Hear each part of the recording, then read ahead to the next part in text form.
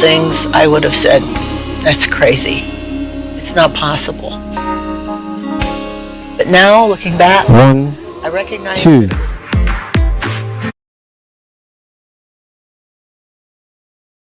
These are the very things that taught me that I was not in control. It made me say with all my heart, I need you. Oh, I need you, Lord.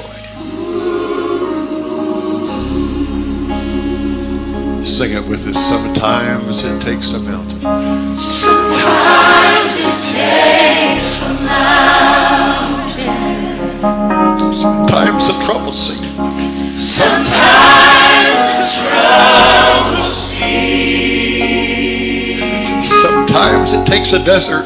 Sometimes it takes a desert. Ever been there, Donnie? To get a hold of me.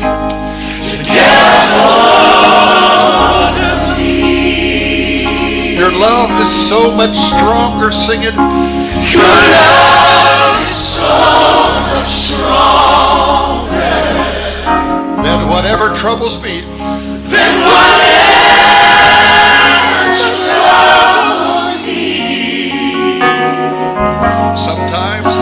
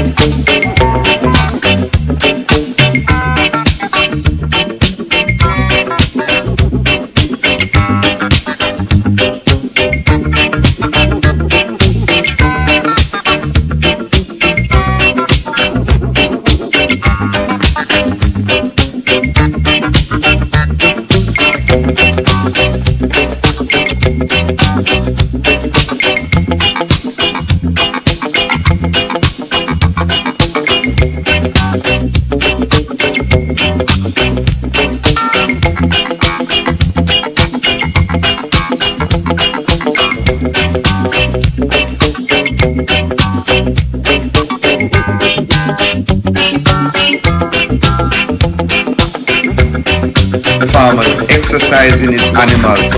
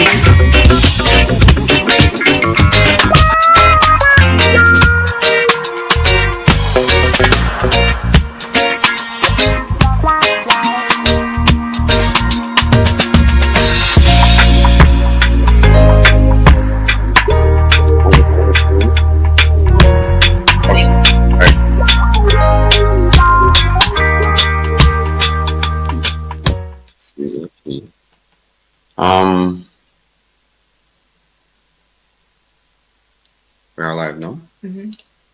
Okay. Oh, what is that countdown?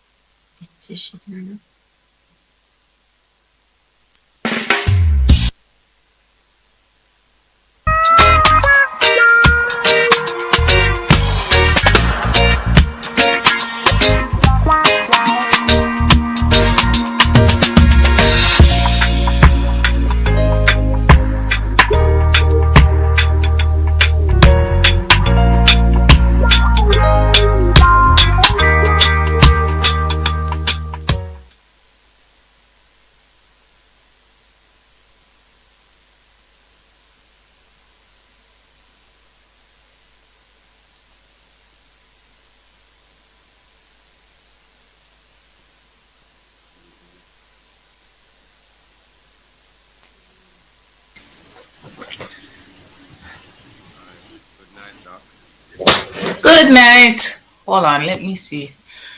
Clear? It's pretty low. I'm wondering what's going on. I'm hearing you good. Okay, all right, that sounds a little better. All right.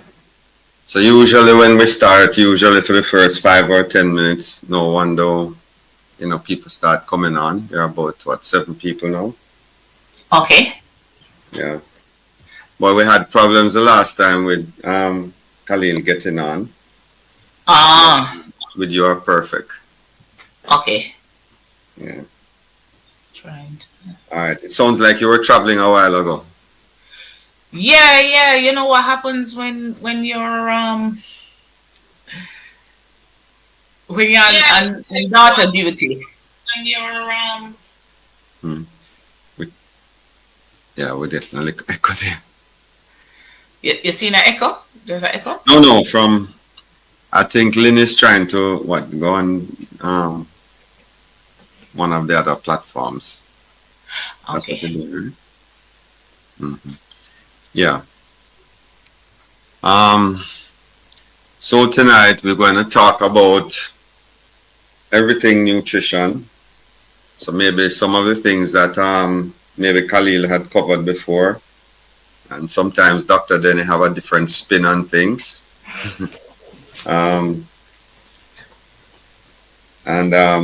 Also we wanted to talk about some of the silage thing, especially some of the people who are in other countries and so forth. They ask me all the time about silage and different things like that. Okay. And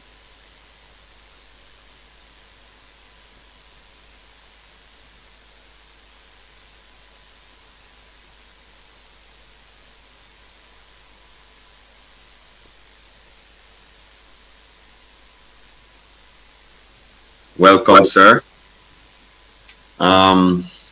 So we're just waiting a little bit for some more people to come on,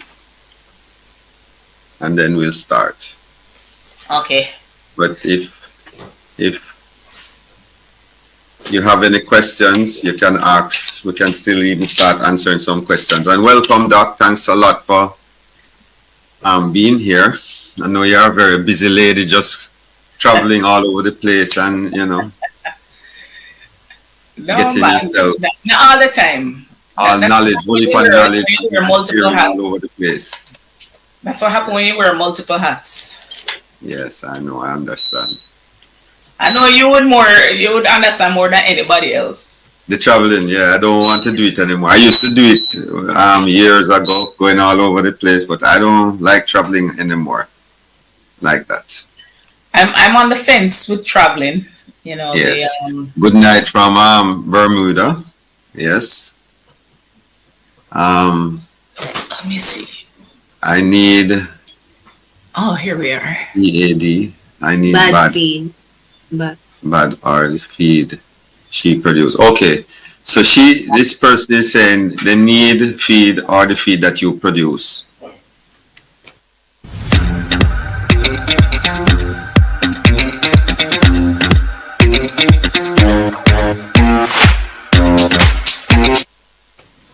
Good night, both. Huh? It's Tashawn Thomas. He's good night, Tashawn. How you doing? Yes. I'm assuming you're talking about the silage that Farm and Animal Nutrition Solutions Limited makes. I'm assuming you're talking about that one. Yes. Yeah. So you can just tell them about that and what you produce and the availability while we are here. Yes. Okay. All right. So we produce silage and hay. We are out of our sorghum Sudan silage right now. We're about to make our Mombasa grass silage next week. Because I was traveling, the team didn't really want to make it without me because, through trial and error, we've come up with the perfect recipe. And I guess they feel that I should be the one to administer that recipe. So the team will be making next week. So you can give us silage. Silage, yeah. You can give us a call. You can give us a call and pick it up. So even though we recommend that you wait 10 to 14 days before you use it, you can go ahead and pick it up as soon as we make it. And there's a date that we usually tell you to use it by. Right. So. All right, Mr. Bertrand, good night. All right, so Doc, you sell silage. What size or how that, the size or the weight or, how you do that part of it? The silage is 25 kg bags and they're vacuum sealed. So I know that you and some other small farmers, you make them in drums. But for the retail space, I felt that because the farmers here in Jamaica are already familiar with 25 kg bag feeds, that would be the ideal size for them. The women can pick it up easily and it fits in the back of your car. So we vacuum seal it. It has probiotics, it has preservatives in it, as well as molasses. So I know this question is probably a trade secret, but Mr. Who is his name? He's asking, do you mind sharing your silage recipe? Mr. Osing, yes. Do you mind sharing your recipe? No, that's like asking Nutramix or Hyper to share their feed formulations.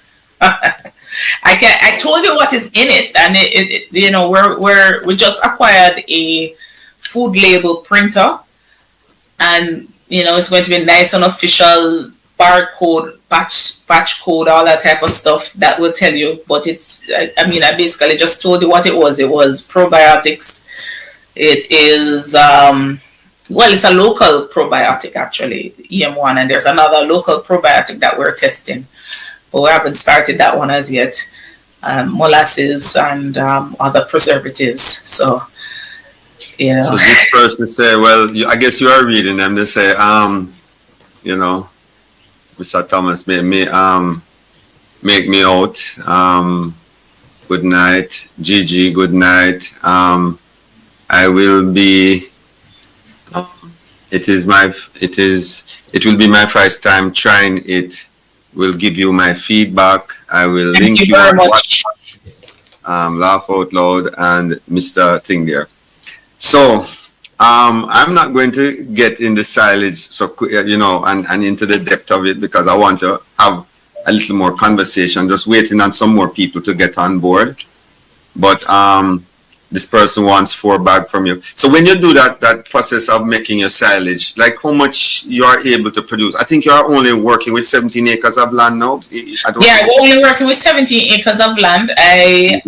I'm a big proponent of starting off small first, perfecting anything that I'm doing before I scale up. So that's one of the things that we did when we acquired this land we leased the land from the government. They gave us 17 acres. How much can you produce? Well, it's actually 15 acres. It's actually 15 acres. So how much you produce on 15 acres of land? How much, like, per month or per 2 months? Yeah, it's actually okay. So the first year that we established the sorghum Sudan grass, we got 6.6 metric ton per acre, right? And that's because we cleared it. We were just getting used to how to water it properly, fertilize. So even though I knew all about forage production in theory, to actually put it in place is a different thing entirely. So that was one of the reasons why we ensured that we did everything on this 15 acres first. You can actually go up to 15 metric tons per hectare with what you're doing now. How much tons you think you're getting now? Well, right now, the last time I had checked, it was 9.2 metric tons. So we're getting there. What's make the difference between, say, 6 ton and 15 ton in your production now, in producing this? Timely, watering it in a timely manner. The planting distance between the seeds and everything, yeah, that affects it, because there's a competition for the nutrients, right? Right. So there's an ideal ratio, and if you plant them too close, then yes, they look nice and neat right beside each other, but because you don't allow the roots to develop properly, and they're competing for this finite resource, then that does stunt their growth. So there's a sweet spot between, you know, distance and the planting density. Yeah. Okay. So can I ask, how far apart is recommended to plant the grass? Like, when you say that, you mean when you say too close, like 1 inch apart or 6 inch apart, or it matters to the soil and all of that? Yeah, it really depends on your soil type, you know. So let me tell you, the my in-row, I would say they're about 3 inches apart. They're really close in row. And then between the rows, there are 12 inches apart. But what I realized is that I'm losing a lot doing it that way. So what we're going to do is actually blind some of the seeders, so that you have more space, between the rows. And then, because the tractor is actually trampling, the type of forage harvester I'm using, I don't have the side cutters, so or the flail harvester that goes on the side. Mine is pulled behind the tractor, so you find that the wheels are actually trampling some of the grasses. So that's one of the reasons to why the first time we got 6.6, and then now we're getting 9.2. So that's why I think that the potential is actually 15, but we're losing some because of the tractor wheels on it. So that is still something that we're going to be doing. And when I read the data, right? The data, I don't remember if it was Mombasa, and I don't remember if I'm saying it right, but they were saying something like the Mombasa will part. I think it was either 20 or 30 tons. Is it that? Am I correct in saying that? But yeah, 20 or 30 tons, but this is for the entirety of the year. So you have, it actually fluctuates, so it fluctuates. So, like say spring, it will be on the higher end, and then December it would be on the lower side. So that's what I'm seeing with my Mombasa right now. Okay. So in when we're getting all of that rain in September, October was really high, and now it's barely to my knee. Okay. Right, yeah. So that really does affect it. And then somebody asked me, do I irrigate my grass? Yes, I do irrigate my grass.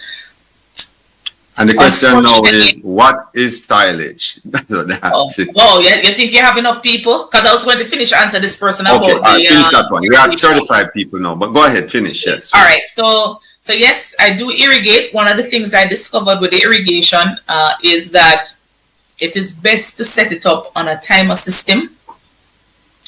Unfortunately, timer system plus a soil meter that tells you the level of moisture that you have in the soil. It's a tensometer, right? Unfortunately, because of where my farm is located, it's a kind of a depressed area, and the pump that I use would be a very attractive item to acquire for some people. We call it in Jamaica the 2-foot puss. So we have to constantly move it in and out. Hopefully the new location that I'm going to get, I'm crossing my fingers that everything comes through with it. We can have more of a permanent pumping system, and that's where I will have the timers on that. Yeah. All right. I saw Ministry of Agriculture, while you're on the irrigation, this week they launched their I don't remember that irrigation system with the jet. What do you call that? The rainers, but you have to have a really powerful pump to run that system. Yeah, and a lot of water too, because it does push a lot of water. Right. And you notice how much I said they spend on it? It's $3 million. How much? $3 million for one. 3 million. Wow. No, I didn't see the spend or anything, but it was kind of, when I saw the amount of water, I was wondering, what kind of pump is going to support something like that. And I kind of was wondering if would it waste water, or is it, because that thing looked like within 5 minutes it will water the whole of that Bodle's land in the front there. And that piece of land is what, about 7 acres maybe? About 7 acres, yeah, right. Yeah. So you could turn it on for 5 minutes and it's done, right? Yeah, potentially. Yeah, right. So that's, you bring up an excellent point. I've always said that you need to have appropriate technology. So that rain gun system is perfect for the government. They have the resources to implement that. And some of the larger dairies and the larger goat production and sheep production enterprises might be able to afford that.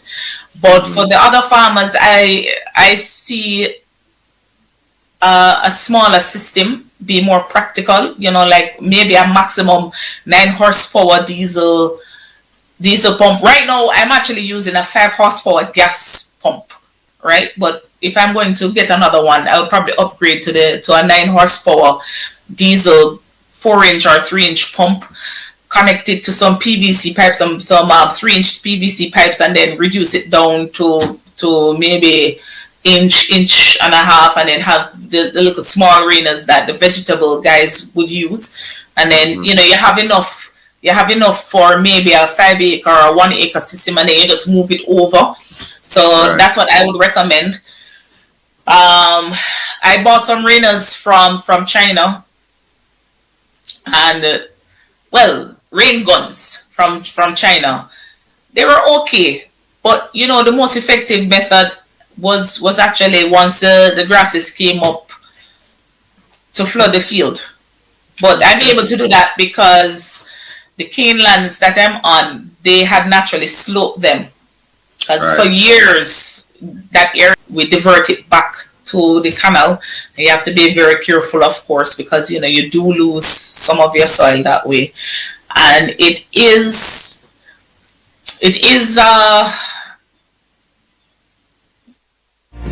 All of us, every single person ever, is a child of God. He is our Father in heaven.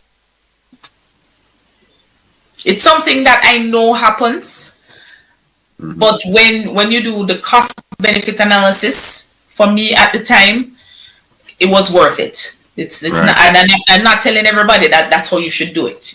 Everybody's farm is different. You set Right. up your irrigation system according to your resources that you have, the type of land you have, and wherever you are in your business. So All right, let's go right now into the meat of the matter. What is silage? We are silage. at 53 people now, so we can get right into it now. What All is right, silage? perfect. So silage is a preservation method using fermentation, whereby you employ techniques to drop the pH of your forage rapidly. You want to drop it within a 2 to 3 day, and the shorter you can make that drop, the better it is. The objective is pH, acidic or alkaline? When you say drop the acidic, pH. right? So that's what I was going to get to. Yeah. So the pH drop, you ideally want to get it below 5, a pH of 5, right? So normally grass would be somewhere about 7.5, maybe even 7. So you want a rapid drop below the 5, and the reason why you want the rapid drop below the 5 is that's when bacterial growth and some fungal, well, most fungal. So you want to make it some fungus alkaline that can based. survive it, but you want to stop. You want to stop. You want to make the the bad forage bacteria. alkaline? Is that what you're saying? You want to make it more alkaline? No. You want it acidic. Acidic. You want it Yes, more acidic. 5. Yes, so 5 and below means it's acidic. So that's where Okay, let me just bad clear something bacteria now, stops growing. I want to just clarify something for our listeners, right? So simply putting it, right? I'm not a chemist, but simply putting it. So there's a pH that starts, I think, from 0 to 14. And this is where 7 is neutral, meaning it's neither acidic nor alkaline. Correct. Anything over 7 is alkaline, and Correct. anything below 7 is acidic. So Correct. that is what she's talking about, because sometimes, to understand the acidity and the alkalinity of things. So what she's saying is that we need to have the silage in a more acidic form, and you're saying up a pH of about 5, because No, grass below in its 5. natural stage, it Right. is about 7.5, something like that. And you're talking about grasses and forages in general.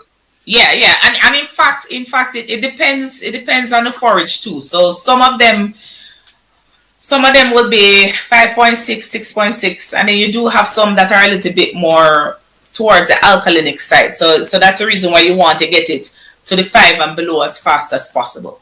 So the what reacts on the silage on these grasses that you're producing, right? Is bacteria that reacts with it. And Yes. this bacteria prefers an acidic medium of about 5 on the pH chart. That's kind of in a nutshell. Yes. Yeah. So the bacteria that's working on it are more like the lactobacillus type of bacteria. So they produce lactic acid, and the lactic acid, of course, as the name denotes, it's an acid. So yes. All right. And to use this, they need a lot of carbohydrates. As the name denotes, it's an acid. So I'm going to just describe now And to to my use this, they need a lot of carbohydrates. As the name denotes, it's an acid. So I'm going to just I can talk about And to use this, they need a lot of carbohydrates. As the name denotes, it's an acid. So I'm going to just I can talk about And to use this, they need a lot of carbohydrates. As the name denotes, it's an acid. So I'm going to just I can talk about And to use this, they need a lot of carbohydrates. As the name denotes, it's an acid. So I'm going to just I can talk about and to use this, they need a lot of carbohydrates. As the name denotes, it's an acid. So I'm going to just I can talk about and to use this, they need a lot of carbohydrates. As the name denotes, it's an acid. So I'm going to just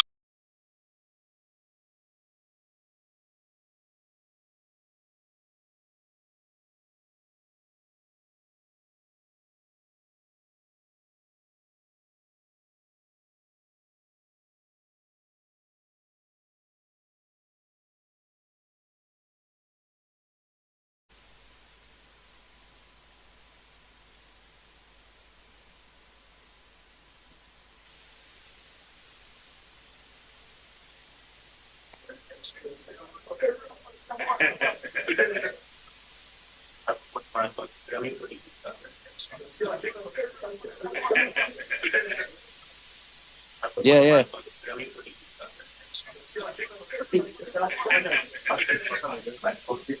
Yeah, yeah. Yeah, my ear, what on? Yeah, yeah. Yeah, my ear, what on? Find the clip. Let's see.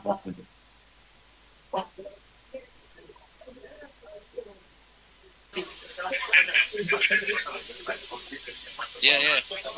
Yeah, my ear, what on? Find the clip. Let's see. Yeah,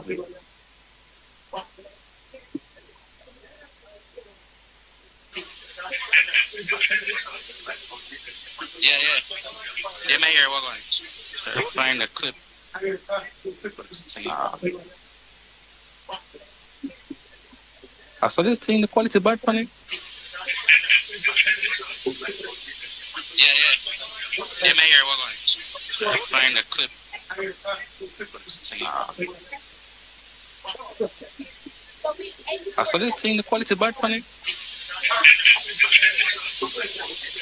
Yeah, yeah. Yeah, my ear, what on? Find the clip.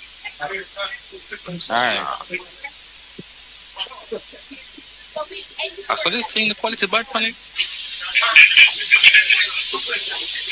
Yeah, yeah. Yeah, my ear, what on? Find the clip. Alright. I saw this thing, the quality bad on it. Yeah, yeah. Yeah, my ear, what on? Find the clip. Alright. I saw this thing, the quality bad on it. Yeah, yeah. Yeah, my ear, what on? Find the clip.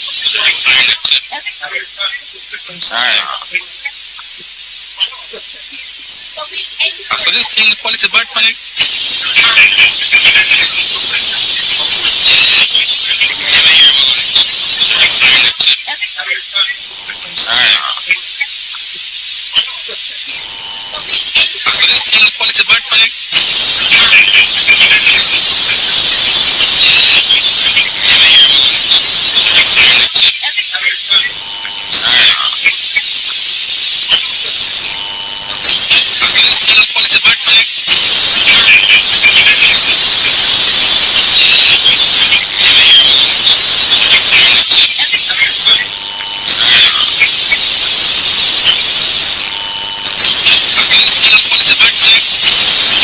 Yeah, my ear, what on? Find the clip. Okay, Sean. Mm-hmm. Wanted to highlight some Sonic goats here. Mm-hmm. These are a milking breed. They are from out of West Switzerland. These are some young kids that born out of the Sanis that were imported to Jamaica. Over that pen over there, we can take a look at some of the larger ones, the mature ones. These are young kids, probably It on. under 1 year old. Let's look at these. So we are here today at the Denbigh show. We are doing sheep today.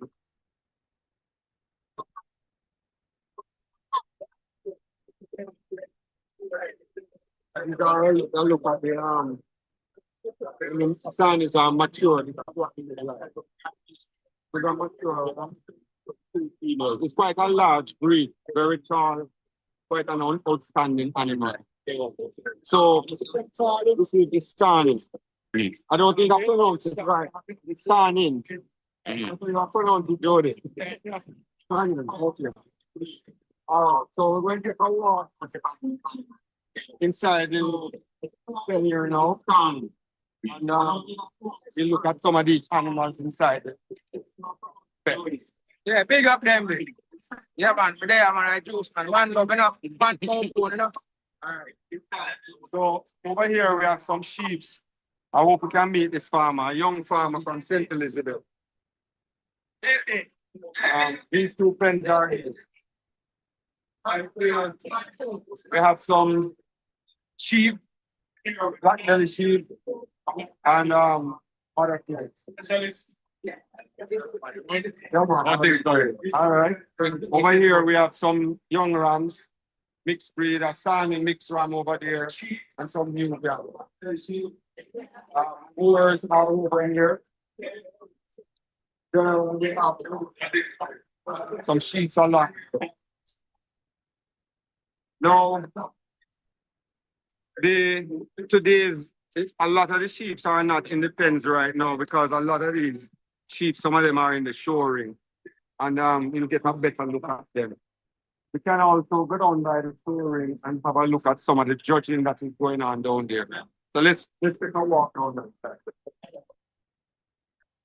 A lot of patrons are here today.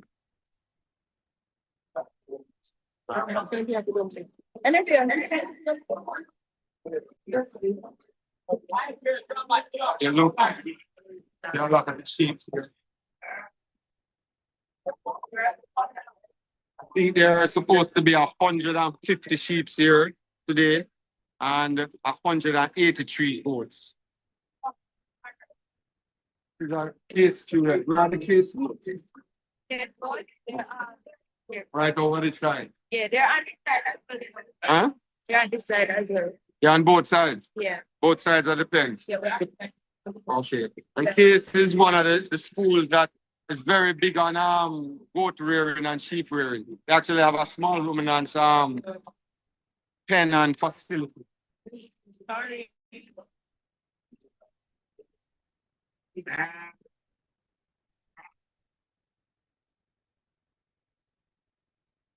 So you can see that sheep here. Probably heat stroke is the sun and hot. That's what happens with the heat. When the heat is on the animals, you see how he's blowing heavily and he has a lot of weight on him. Yeah, that is what happens. So they're giving him some time to blow up. They can't manage the heat. The time is so hot down here today. Very, very, very hot. Jody, how you managing with the heat? Trying. Not used to all this heat, right? So Jody is representing Premier Waste Management, one of the group of companies, and she is the sales and marketing, dealing with a lot of the things on the ground in the company. Hi, everyone. Yes, this is Jody. And our cameraman today is Mr. Hutchinson. All right, so he's up now. You can see he's fine. He can start eating. That's the thing with sheep. They always eat. Got some more sheep along here. These are poodles. These are probably some of the imported sheep. With those tags on there, usually these are probably some of the imported animals. Okay, you can't find any species in Jamaica. Eh? Well, no, it's not a matter of species, but it's an upgrade of the genetics. Okay. What's up? Poodles? Yeah, man, them sell everything. You can get it to buy, yes. So let us take a look at the shoring. They are judging cattle, and that beef cattle is being judged today, and sheep. You can take a look at the animal. So they transport the sheep and the goats and the cattle. They offload them on that ramp. You can see they are there now.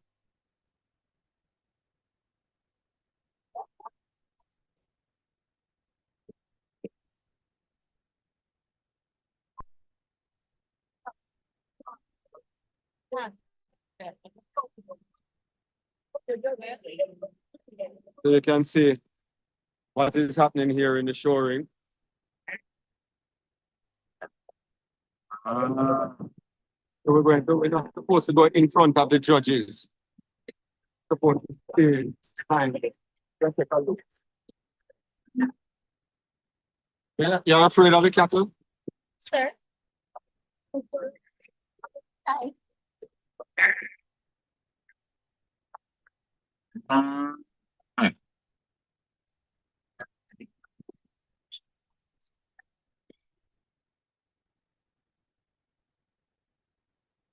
Right now, the judges are euthanizing the animals. If you look at how he stands up and how he looks at the animal, that gentleman is right there. His name is Ken King. He's one of the judges, a Jamaican judge. And we also have but I don't see it. Now,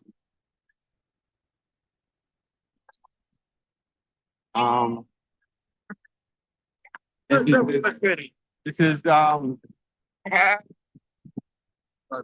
this is Mr. Ken King. And the assistant judge. One of the top judges in Jamaica, along with Mr. Patrick.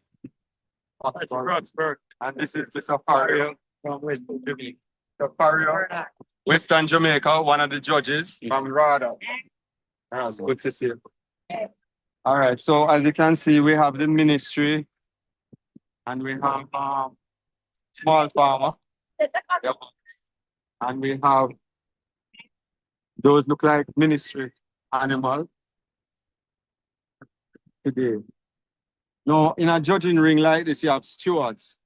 Those are the people who assist the judges with the work that they are doing.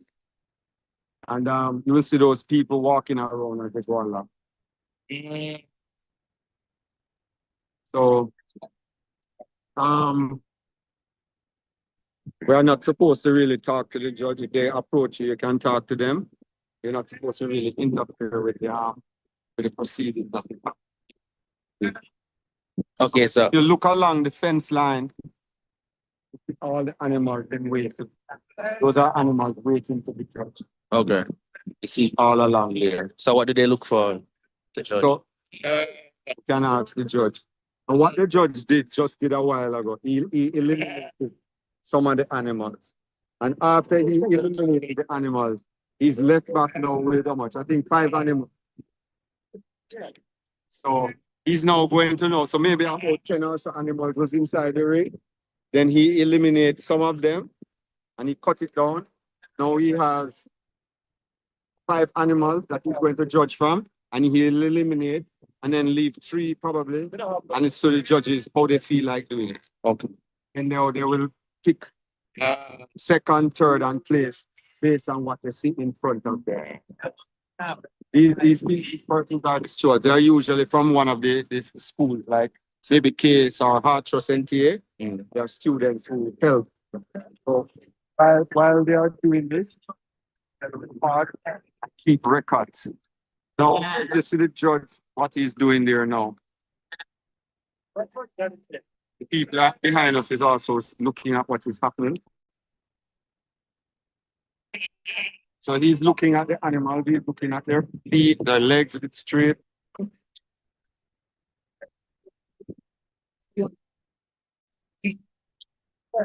Also, the presentation. You see the person that is showing the animals, they have to stand a certain way. They have to, the way they hold the animal, it's like a beauty contest. So they have to present the animals like, you know, a beauty queen, you know? A fashion show for good. Like a fashion show, yeah. The judge is not interested in looking at you while you are judging the animal. No, he's looking at the back end of these animals. You see the width. You're looking at how much meat is at the back of the animal. Like if you look at this one, and you look at this one, you look at this one, you can see how much meat is at the back of these animals. Because remember, these sheep is a meat breed. They are here for meat production.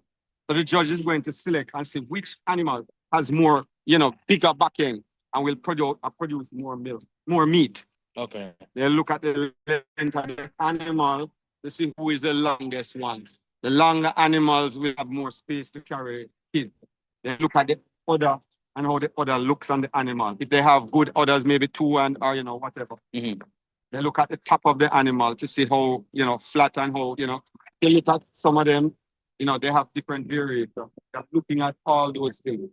And then when the judge is finished judging, you can ask the judge why he chose the animals and why he chose what of all of these that we are looking at. You can actually ask him and you can, what was his thoughts of the animal. If you see this animal here, the water come down a little, maybe she have a kid or, you know, she just finished or she's pregnant maybe. Mm-hmm. Understand? So it's really, which one of these animals in your eyes looks very outstanding? Which one of these, if you went for a farm, if you wanted to buy one of these, what would you choose? How would you make that choice? It's a Jody. Jody, which animal would you pick as your number one choice? You're looking at 1, 2, 3, 4, 5, 6 animals. Which animal would you carry home? Well, based on what I've learned today and the observation, I would. It's between this one. That one at the end? Yeah. That one, I mean, I think too. Yeah, that's the end. And which Yeah. one again? And this one. Which one? This one is? She has a lot of back. Which one? This. The one in the yellow shirt? The yellow shirt? So Okay. between those two, All right. So if you were to come down to it, which one would you it would be the one at the end. be the one at the end? Why you think the one at the end? So this gentleman, this one has got eliminated. Right, that one just got eliminated. Alright, So that sheep was eliminated. Yeah. Right. So they know that now down to 5. It means that this is a very close race. Oh, it's not eliminated. It's a step up. A step up. Oh, so he has been chosen. Oh, so that one has been chosen. Okay, this one. This one has also been chosen. So they have chosen 2 so for that. So they have probably 1 more that they will choose. From. So let's look and see what the judges are seeing. Well, the judge choose 1 that you chose. You see, look at the width at the back. See how wide that back is? Yeah, he's looking at that width. Looking at how the bar, how it's in there. He picked this one. Now, if you look at it now, you can see that and you see the difference. The back end is very important because remember, it's for meat production. Yeah. When you have that wide back and those legs, fat, you know, meat production, that's what you're looking for with fish sheep. With the milk, with a milking breed animal, you don't really, it doesn't matter as much. You don't want it. And a milking animal usually have more bone than meat most of the time. They're usually not that fat at the back. Now the judge is going down to finer details now. If the animal have a cut, if he has a sore on him, if he has any kind of imperfection, this judge here, he's going to move him around. See, if his feet, you see his legs, he has to stand straight on the legs. So you see like the legs, it mustn't bend under like this. The legs, the bottom, the back mustn't be bent under. Okay. They must stand straight on the legs. If you say you want to get one, you get one of these right now. Which one you da choose? No, I don't want to make a choice because you know why? I know which one I would pick, right? Yeah. But because I'm my position, I can't judge it. Okay. I influence, but you don't know nothing about what is here. Yeah, man. So I'm not going to make any judgment call. Anything Ken King said, that's what I say. Okay. You can't disagree with the judge, you know. Yeah.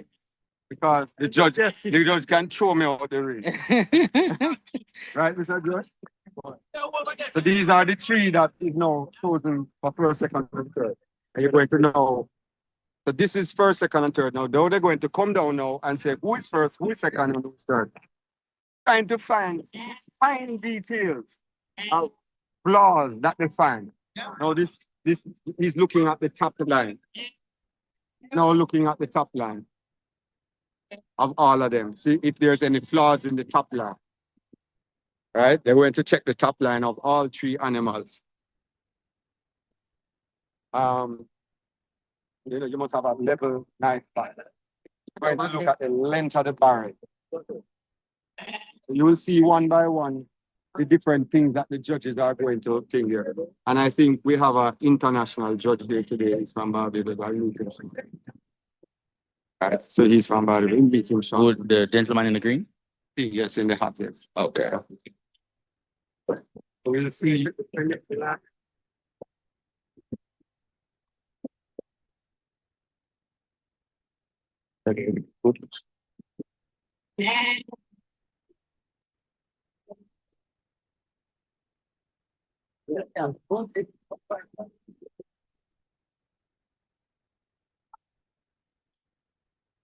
Georgie, So for Supreme Champion, you know something, there's such a thing called we pulled out a couple. you look at a very fat woman, you might think that she looks better, but it's actually not necessarily healthy. We think these two. Muscling is also a part of what you Standpoint. very fat. Yeah. Talk about the Robin first. So that is also, that don't necessarily mean that she's a LT. When they get too fat, they don't breed so easily. They don't get pregnant very easy when they are too fat. You also have to be mindful of that too. You know? That's why with sheep they tend to breed them at maybe 7 months or something like that. Because they don't want them to be too fat. So, A cow that has some thickness, has some dimension. We really love it. no, blue. Blue is the first prize. Second prize is red, I think, and yellow is third. With So her. blue is first. Ready, we could see what we're. So what was the choices? Was me? For the rest of her The life. first, Production standpoint, that gives the and advantage three. today. She's So Joe, did you pick that one? champion female. Yes. From the Jamaican class. Bernard. Congratulations. On, yes, here are a lot about it. A lot of discussions in meeting about your name called very often. Yes, I'm president of the association, of the Small Ruminants Association. Nice to meet you. I have, should hear about this. Yeah, all the time. I actually want to come to Barbados to see the Barbados black men because I hear what I hear here and what you have there is totally different. Fantastic. I hope to think, I don't know if you know my brother. You know, I don't know if you know Rakesh Bernard. He's a part of the feed mill in Barbados. He was at the under the cooking oil. Yes. Rakesh Bernard. Okay, Robert. That's my brother. And the brother. So yes, he always telling me, and you still run the sheep facility there? 6 years old. Huh? Oh, you're retired. Okay. Well, I'll meet you one day. Right. All right. So one day I hope I'll meet you there. And it's good to see you. And how you find Jamaica? How you find the animals so far? Fantastic. They're well looked after. They're well fed. I find that I need to do something. Housekeeping, yeah? Yeah. So We now move that to the is high please. Right. The foot is bending back. Right. The foot is bending back. They're not standing up straight. Straight on the ground. Yeah. Sure. Right. So the foot bend when you don't cut the wolf. It makes the foot bend back and they start to walk bad. And they almost can't run anymore. Yeah. You know, so it's very important. Winners of So this is a international judge, Small Ruminants Association, along with Nutrient Facility, bringing him here to judge. And Barbados is a sheep country, really. They actually have a breed of sheep that is very important to them. We had a breed of sheep called the St. Elizabeth sheep that was really only in Jamaica, but we lost that breed. How? Because nobody preserved it. Barbados preserved the black belly sheep, but we did not preserve it. And because we don't preserve, a lot of breeding happening, they breed it with Darp and other sheep. And now I don't see any purebred or full-bred St. Elizabeth anymore in Jamaica. I don't see it. Maybe it might still exist somewhere and we don't see it, but I doubt it very much because the gene pool has gotten so small. It is so small that you almost can't bring it back. And this breed of sheep, St. Elizabeth black sheep, it actually evolved naturally in Jamaica. It just was a sheep that used to just run around and just inbreed with many, many different types of breed of sheep, suffix and all that. And this sheep came out as a very tough, hardy, and was an excellent breed of sheep. But we lost. Okay. Yes. I was disappointed because the sheep was that's very. Yes. I find that in the Caribbean, everybody like to go to Right. they are exotic sheep that cannot take some. We really did the same thing with them. That nearly happened with them. Yeah, we offering the Shibia and the set of stuff. Right. They Nearly destroyed it. yes, you have to get rid of all of them and go pure black. Yeah. Because if you understand what is happening, it's just like I tell people in Jamaica, every Jamaican have a little Irish blood in them.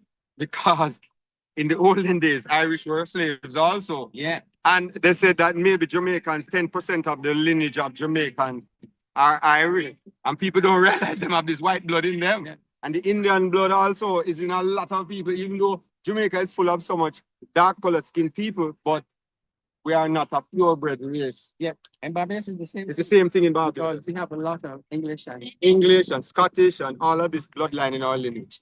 So it's important.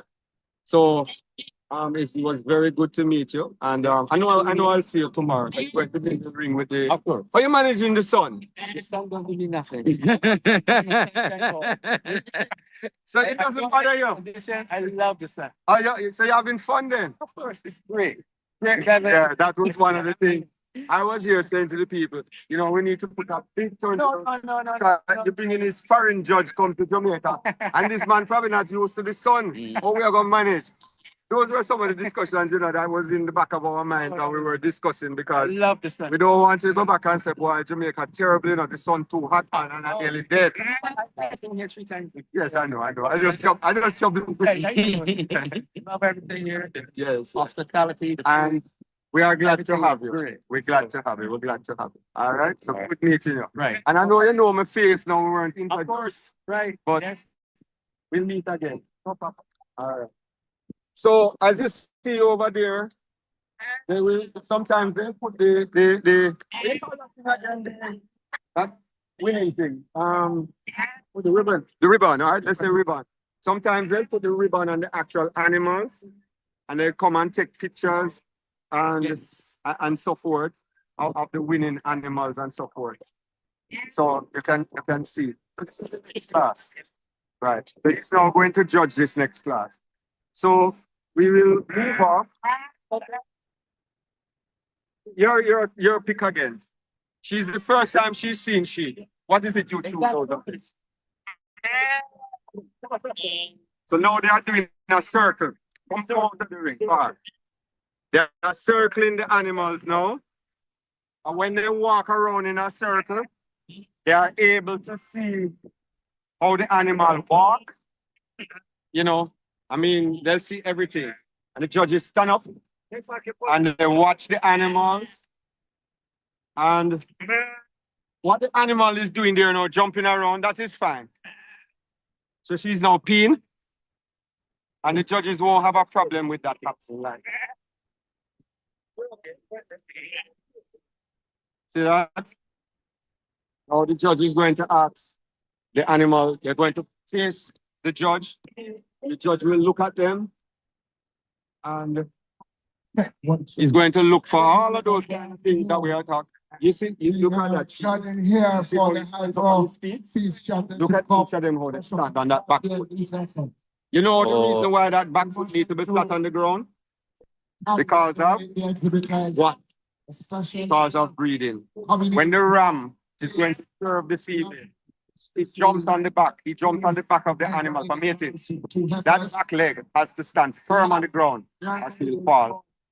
So that's the purpose of it. Everything that they judge here has to do with what will happen when you start breeding these animals. You want all the best characteristics when you're breeding animals.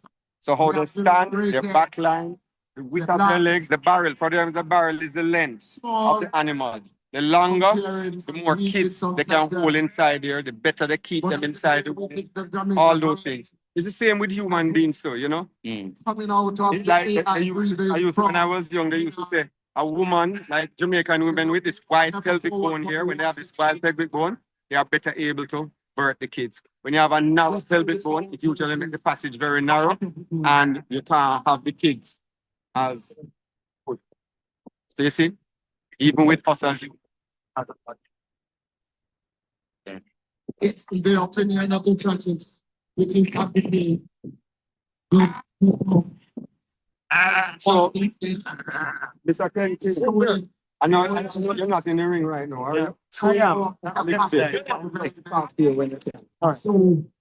Yeah, man, I know. Judges, we think there's something chat. All right, come. He's that wrong. So you have to stay on the outside. So you can look and see the judge. As the judge go around. Right. Now you see why he has to come out. As his leg, his back. And you see the group, you see this back part here, the back part that go down. They shoot and come down like that. When that back part come down like that, the bird passage is smaller of those kids. So you want something like that. You see how that looks? It don't have the food. It don't go right down sudden. You see how these nice and flow up slightly, it doesn't shoot down far. So it means that the passage to have the kids are much better. So can see that. So the judge is now going around, taking a good look.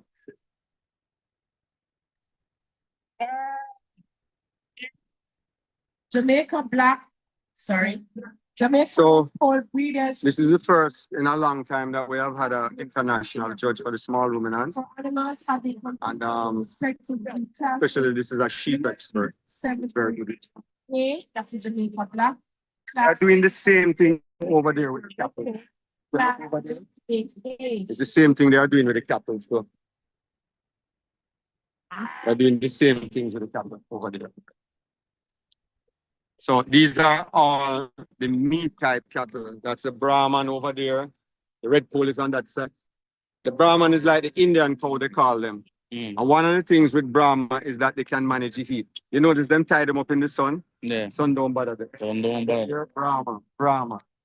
The red pole now and other breeds, they're not so great with the sun. That's why them in the shade. They usually try to shade them more than that. But they will get stressed out more easily.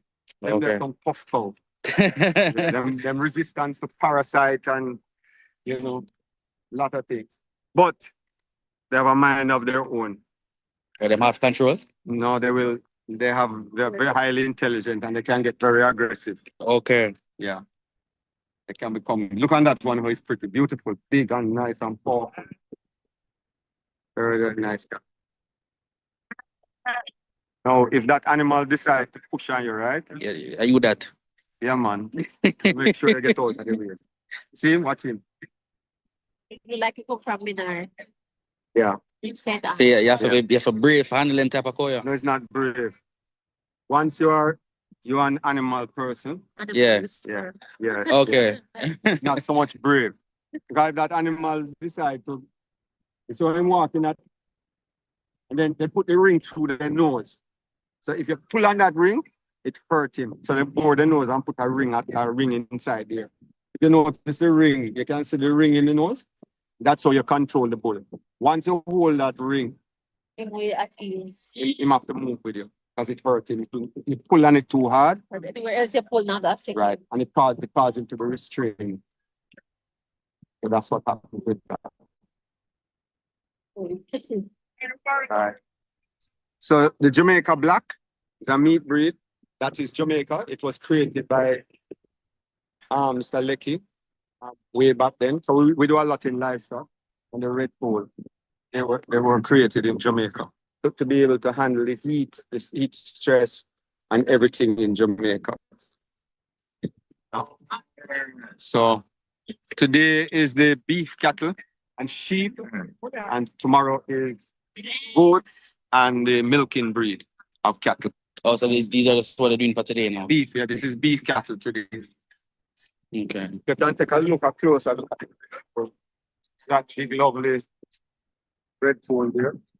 You sure you are going near to them one, yeah? No, the handlers are with them, you know. Okay. Yeah. Handlers are with them. That one there's a face. You see him going on? I'm flashing him in. Face it.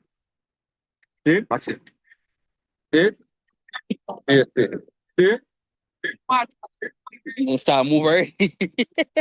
All right, man. See the ones that have the nose ring? Yeah. They can control it. But don't have the nose ring. Face the one. No, him don't. That's why I'm behaving like that. Oh. Yeah, you can't control him. It's not a big one though. If him decide to stand up there and don't move, you never move him. Mm-hmm. Nobody can move. They only move it. Him want to move. Yeah, now they're doing the same thing that you saw them do with the sheep. Walking around in a circle, and the judge is now looking. That's the judge standing up in the middle of the ring.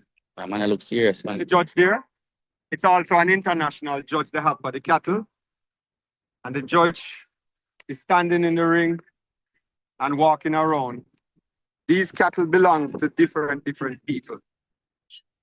See that?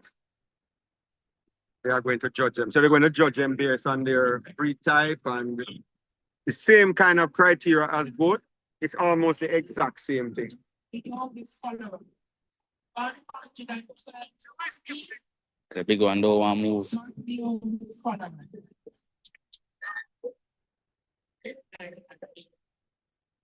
So these are both males and females? Mm, no man, that's a female there. I mean the bulls I'm seeing here. Okay. Usually it's going to be males and females that don't. Most of the times the females are pregnant usually when they are mature. Sometimes they don't get pregnant animals here. Okay. So they carry the bull because the bull represents the breed type. Mm. So if you brought a Brahma, it doesn't really say Brahma male and Brahma female. For goats, it don't say Darpa male and Darpa female. It usually says Darpa under one, over one, or or over two. That's how they usually designate the breed type. So the breed type can be a male or a female. Okay. And they have to meet the breed type. So if you look at the judge, you'll see him walking around and doing much of the same things that you see, they do over there. Mm-hmm. You can see the standing up beside her. Yeah. Those two gentlemen there are, one of them is the president of the Cattle Breeders Society, and the other one is I think is the first vice president. So the judge is there talking to both of them right there now. The cattle people are an elite set of people. Mm-hmm. Very elite, yes. That's all I'll say about that. But very interesting, right? So are you more of a sheep person or I am that is part of it. I like all animals. I like sheep, I like goats, I like rabbits, I like cattle, I like all animals. I like chicken, I like all these kind of animals. I love animals. so you're a farmers?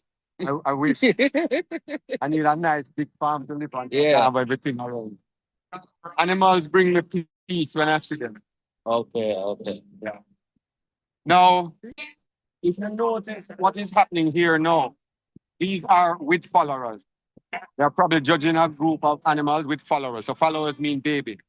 So they're looking at an animal and the condition of the animal, or what condition the animal is in while nursing. Oh, right. So it's not necessarily that animal is going to be outstanding looking, because if you look at these, they are not as outstanding looking as the ones that you saw before. But the condition of the mother and the children and while nursing. That is it. If she had twins on her, or she had three, she had a single bird, how she maintain herself while nursing. How her, for example, the udder condition, or all of those things count when they are judging. When they are judging the So this is mother with follower. So this book here is the Denbigh Livestock Catalog. That shows you everything that's here. Right. So not everything that's here, like the different classes. Okay. So you can look in this book, and I can look it up and see which class this is, and it will show you. These are all the different. The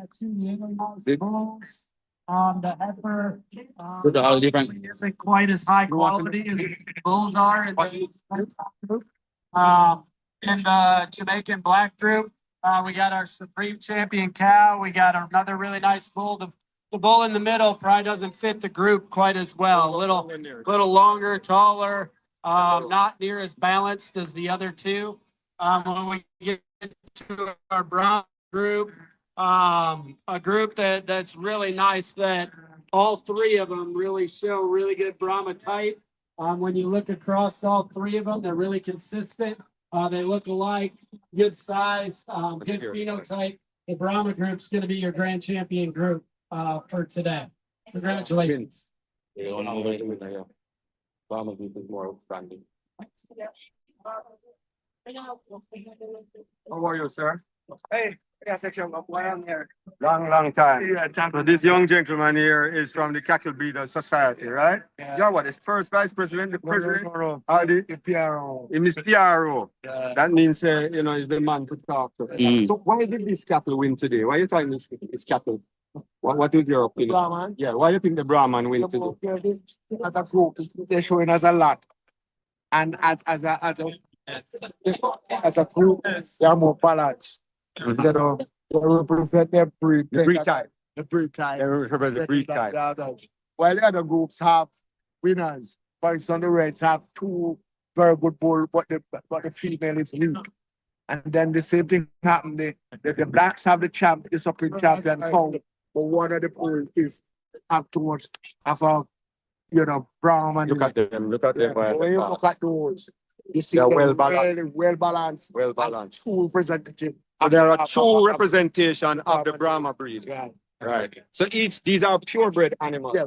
They are all purebred animals, and these breeds represent the breed type Coming out of the United States, right? coming out of Minan, which is a government which is the government farm.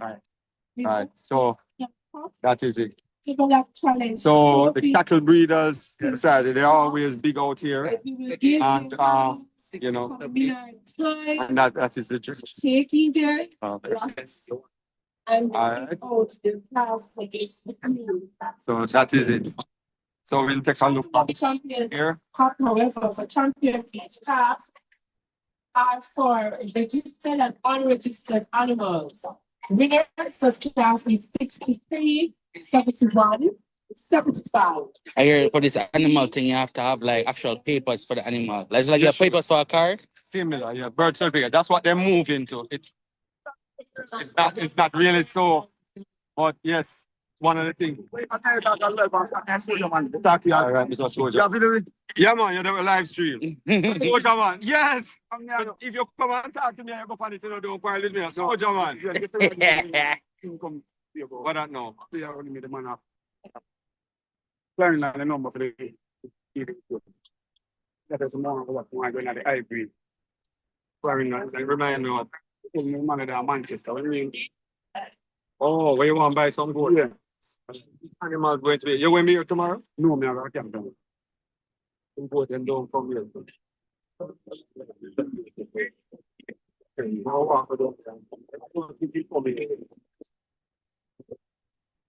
As I prefer to interview.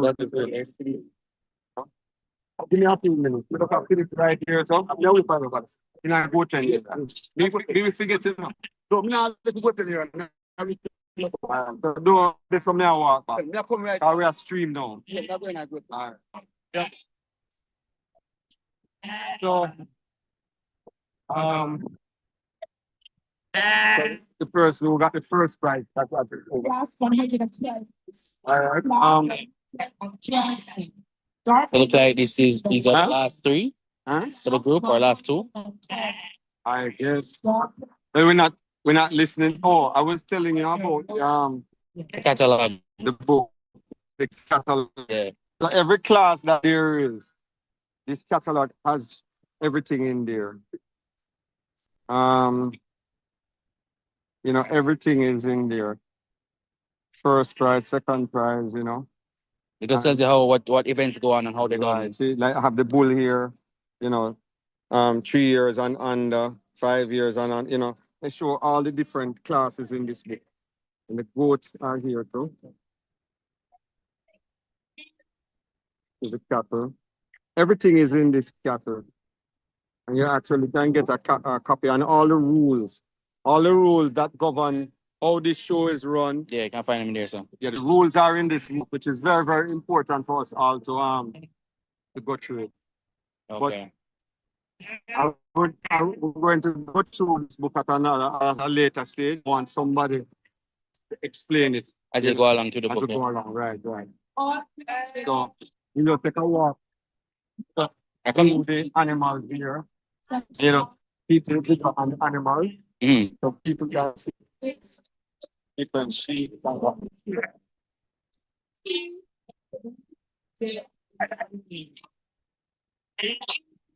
See with the jacket. are what I call dockers. These that are here, black belly. Okay. Oh, that's what. Okay. That's the Barbados black belly. So they import these. No, they've been here a long time in Jamaica. This is Mr. Patrick Blackburn. He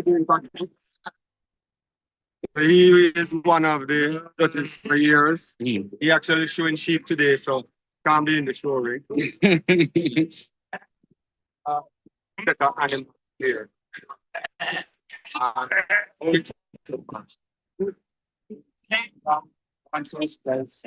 You were on your first part on Sean, the battle.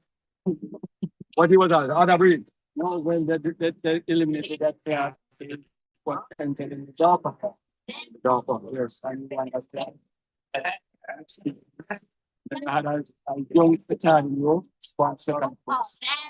And there was a new for the I would like you to explain for us. Where is in the set that you have the seed? Give us an idea. We're just going to do one little idea of how important this book is. Can you just tell me some of the importance of this book? It really guides the show animals. So here to find or how to identify his animals and to enter them in the various classes. And that is why it is so important because without it, you can't function. Like here, in the sheep class, we have, you want to see this? In the sheep class, we have various sheep, St. Elizabeth. We have Katahdin, we have Dorper, we have black bellies, and then that's basically the classes that we have. But all classes are defined by these numbers. These are the weight classes. They not weight classes, but they characterize in the breed and the age and everything. So like for 110, it is Saint Elizabeth Ram 2 years and over. Saint Elizabeth Ram 1 year and under 2 years, 110A, and it goes down. 110B, Saint Elizabeth Ram Ram Lamb under 1 year. So instead of saying this entire line, they just call it by the number. By the number, say what to do and how to enter and Okay. So you're not disenfranchised by entering animals in the wrong class. Everybody enters in the same class and Okay. Interesting. All right. So same thing here with the goats. Goats are goats. Here are the goats. So the goats here now have Nubian. We have graded Nubian. We have Boer, graded Boer, Alpine, graded Alpine, Saanen, and native. Or native are what you call local goats. Right? So all these classes are divided so that people can enter their animals in the respective classes without having fear of being entered in the wrong against a wrong animal. Right? So all animals are grouped accordingly. Right? So that's it. Same thing for cows. In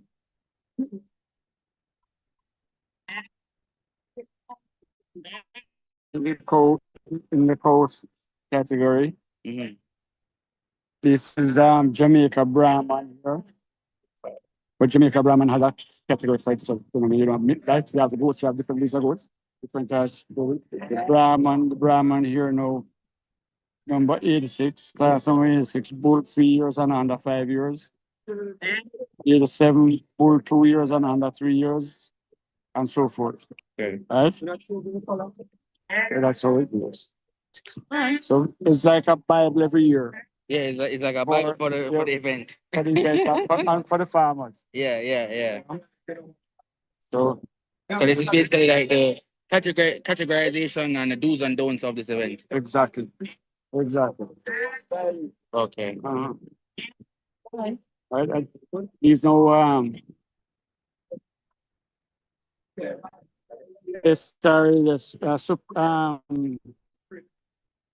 SRAJ. SRAJ, Small Ruminant Association, Jamaica Challenge Cup for Champion Boxing. This is for goats.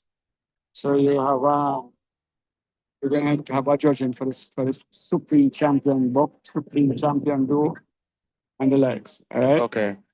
Same thing for sheep. We're going to have SRAJ trophy for a lot of 3 ram lambs. 1 year and under, winner of class 115. 115 here is a lot of 3 ram lambs, right? 1 year and under. So we have a showdown with that. Okay. Right? One female from the back. And we have Basically there. other influence. Okay, all right. That's you. That's just a little snapshot of judging. He did a good breakdown of the book. It gives you a very good, yes. And this has everything, the rules, Patrick, all the rules, how much you pay, what time the judging starts, the day that it is happening. Plus, it also has, it also has advertising in it, as you can see. Your energy solution is in there, have all of those things inside here. Come back to front, all there. Okay. This book is a very important for the entire, what happens at the shoring and in general, in the livestock sector. So, one of the things is,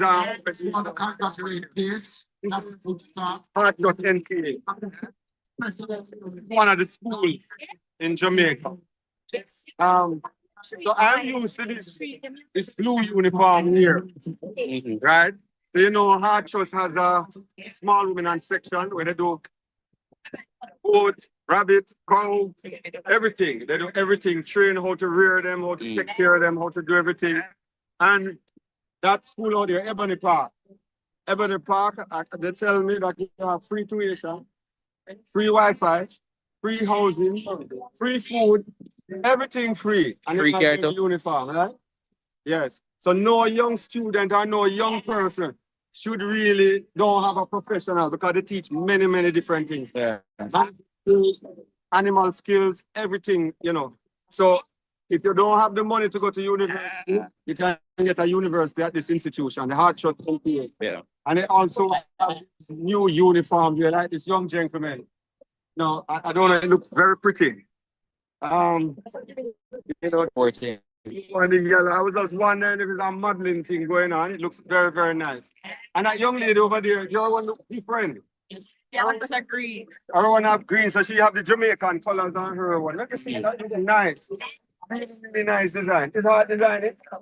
No, okay. And you look like the spoke lady for her. No, that's so. All right. So good to see you. And over here now we have some of the case students. This young man here. How are you? Hello. So case is another one of the institutions that train young people in every aspect of animal rearing, pig, cow, goat. Plus they have university with I think they have nursing and all different kind of skill sets in Portland. Okay. They are just in Portland alone. White Hart is in every parish in Jamaica, basically. Okay. So, all right. Over here, so John, the vice president, that young lady walking away is the manager over there. This is one of the die-hard person at Dunn's farm. So they rear fish. And years gone by, I told Mr. Dunn that he's going to be a very good sheep farmer. And you think that's happening? Yeah. Is he better with sheep than goat? You think so? Far better sheep farmer. I don't think he does very well with goats, but he's very, very good with sheep. And you win any trophy today? You get three trophies today, which is very, very good. He just started judging, I think about 2 years now.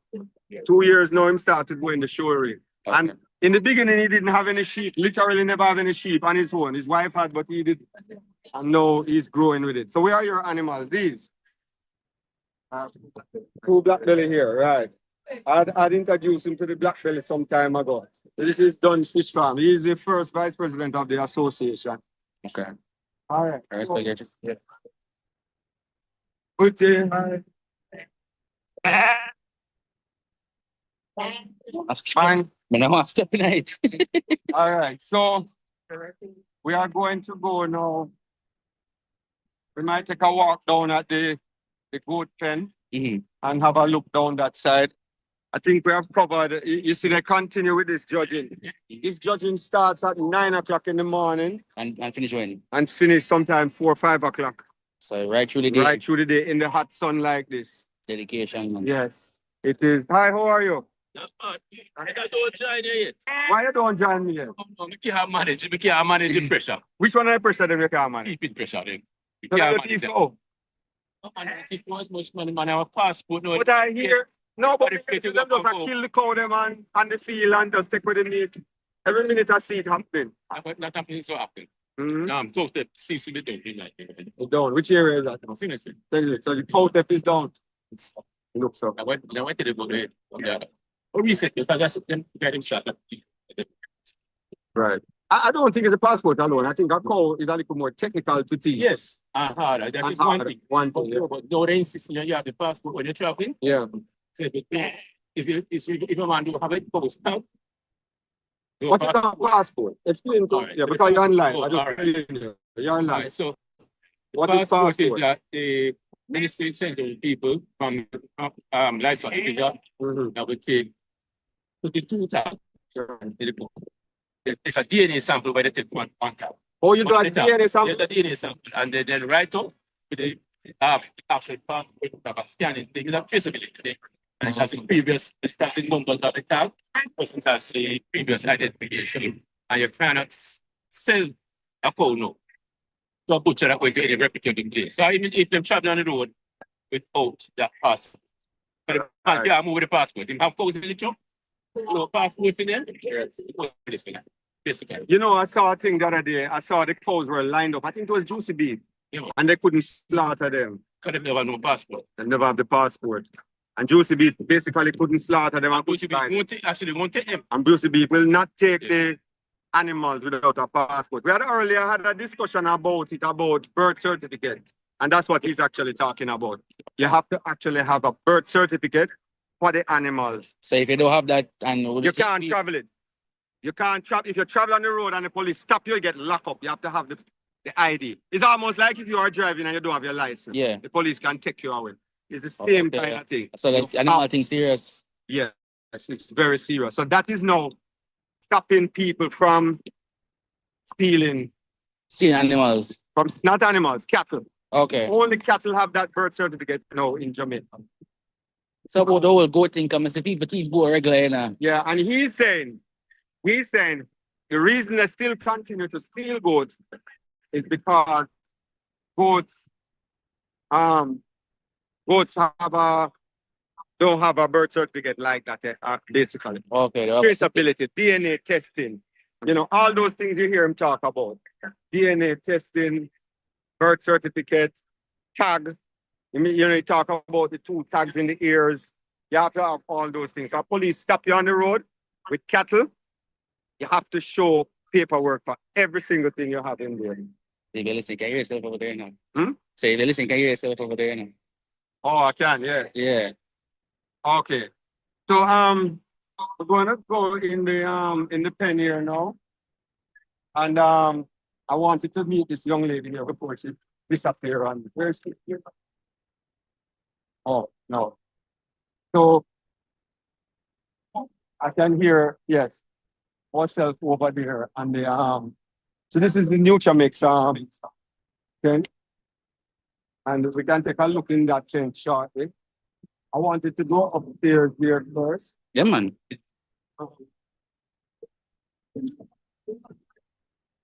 And see. So they have. Come. So this is the room. Livestock catalog. This is where they tally all the information of all of that judging that is happening out there. So This young lady here is the boss lady. Her name is Miss Mitchell.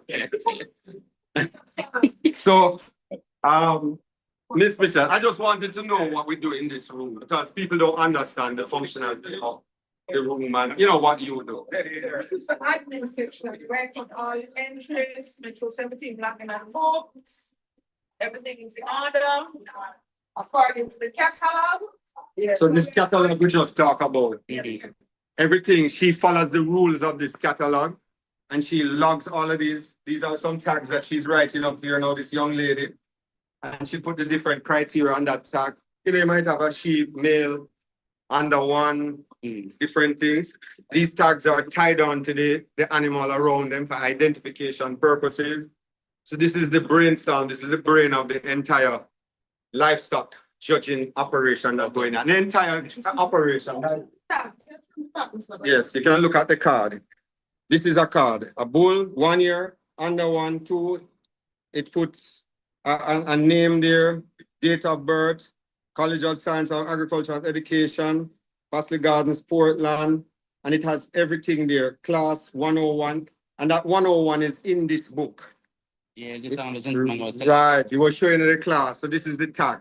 It has this little hole here. So what they do, they put a little ribbon or something through it and put it on the animal. And then this now is what the judges know. When the judge look at the animal, yeah, they look at this tag, right, and this identifies the class. So when they win, one of this is torn off. One of this is torn off, and the judge writes something on this. Judge writes are the stewards. Remember the stewards I showed you? And they write it up, first place, second place, third place, whatever. Write it up on this card.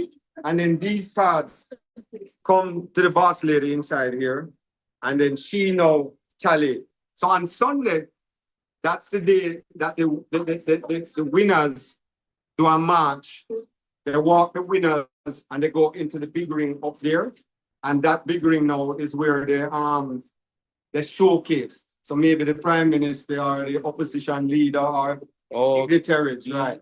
Dignitaries come and do a walkthrough and they look at all these lovely animals, all the winners of all the different class in both cattle, sheep, goat, and you know the dairy cattle and so forth. So these are the first and second place cards. So this is the first place card. No, this is the entry. Oh, this is the entry card. I'm just learning myself and I don't know everything. So this is the entry card. Thank you for educating me, Miss Michelle. So this is the entry card. So when you pay the $200 for the goat, this is what you're paying for, to have this entry card. So she now record you, and when you pay $200 and you enter, you have to get a veterinarian certificate. And that veterinarian certificate is just making sure that the animals are in healthy shape, good condition, like health-wise, look good. Everything must be perfect about that animal from a health perspective. Okay. Right? If there are any flaws, then you will not get a health certificate. And that is to prevent diseases. Like, you don't want to come and have an animal here with a sore or a cut or something and spread it to the other animals that are here. So for safety reasons, the Veterinarian Division of Jamaica insists on having these reports because we understand the Veterinarian Division monitors all livestock and everything to do with livestock in Jamaica, right? And all animals there are just very up to par. What you import, even food, when you import meat and all of those things, the Veterinarian Division of Jamaica monitors all of those things to make sure that we are meeting all the standards. Okay. All right. So I'm going to show you the next card now. This is the first, if you look at this one, this is the first place card. So they write up this first place card. Is the stewards that write up this or the judge, right? Yeah, the stewards write up this card. The stewards write up this card and they put the group and the class and everything. And I guess they take that information from that. And then we go now to the second class, which is the red. So the blue ribbon is the first, red is second, and then this is the second place card. So they write up this card, same kind of information, group and exhibition, number, parish, judge, signature of judge, stewards, and all of that. And then the third place now is this yellow card. Okay. Which is the same information. You know that we are in Maypen, Clarendon at the Denbigh grounds for the Denbigh Agricultural Show in Jamaica. And so this is the third place card. Now, this office here does a lot of work. It is underlooked the amount of work that they do here. And managing this procedure, you know, they manage the gate, they're at gate 5. They manage the input of the animals, they manage the grounds, manage everything to do in the livestock. It's a very important office at the Denbigh Agricultural Show. So I think that is it. Miss Mitchell, thank you. Okay, sir. I like your hairstyle today. Sir, that looks so bad. And you know what I like, Miss Mitchell? I like your band on your hand. I like there's an exercise band. It looks very nice on you. I'll see you later. Did you get lunch today? You don't get lunch today? No, they promised you 30 lunch. You got that? That wasn't including you. No. I'm going to have to talk to the boss man here. All right, later. All right.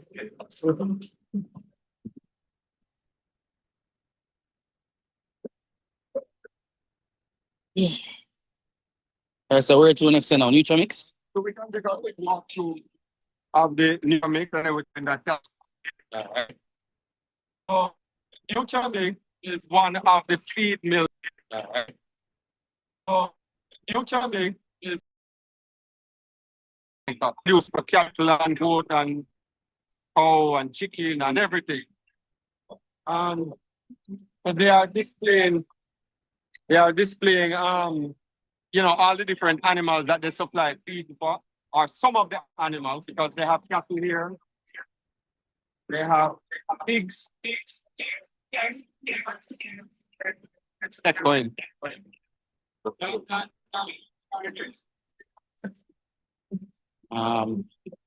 Yeah, so we are getting an echo over here. I hope they can turn it down a little. It's okay, you know. All right, so these are some young pigs they have here. They use that automatic feeder to feed the pigs. They store the feed in there and feed them through automatic feeder. Okay. So it's like they get feeding on a time basis. Yeah, they can just eat all the time basically. Okay. And usually have to have water in here and something. So this is I think they call it a foreign pen. I'm not a pig expert, right? But this is a foreign pen. So when the mother is going to have her young ones, put her in here.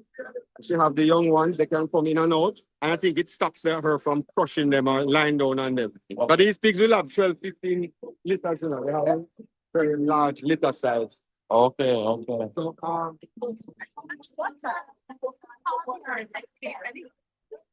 you know, at the end, when you look, you always have people selling a lot of unique items. You know, everywhere you go, you see that happening.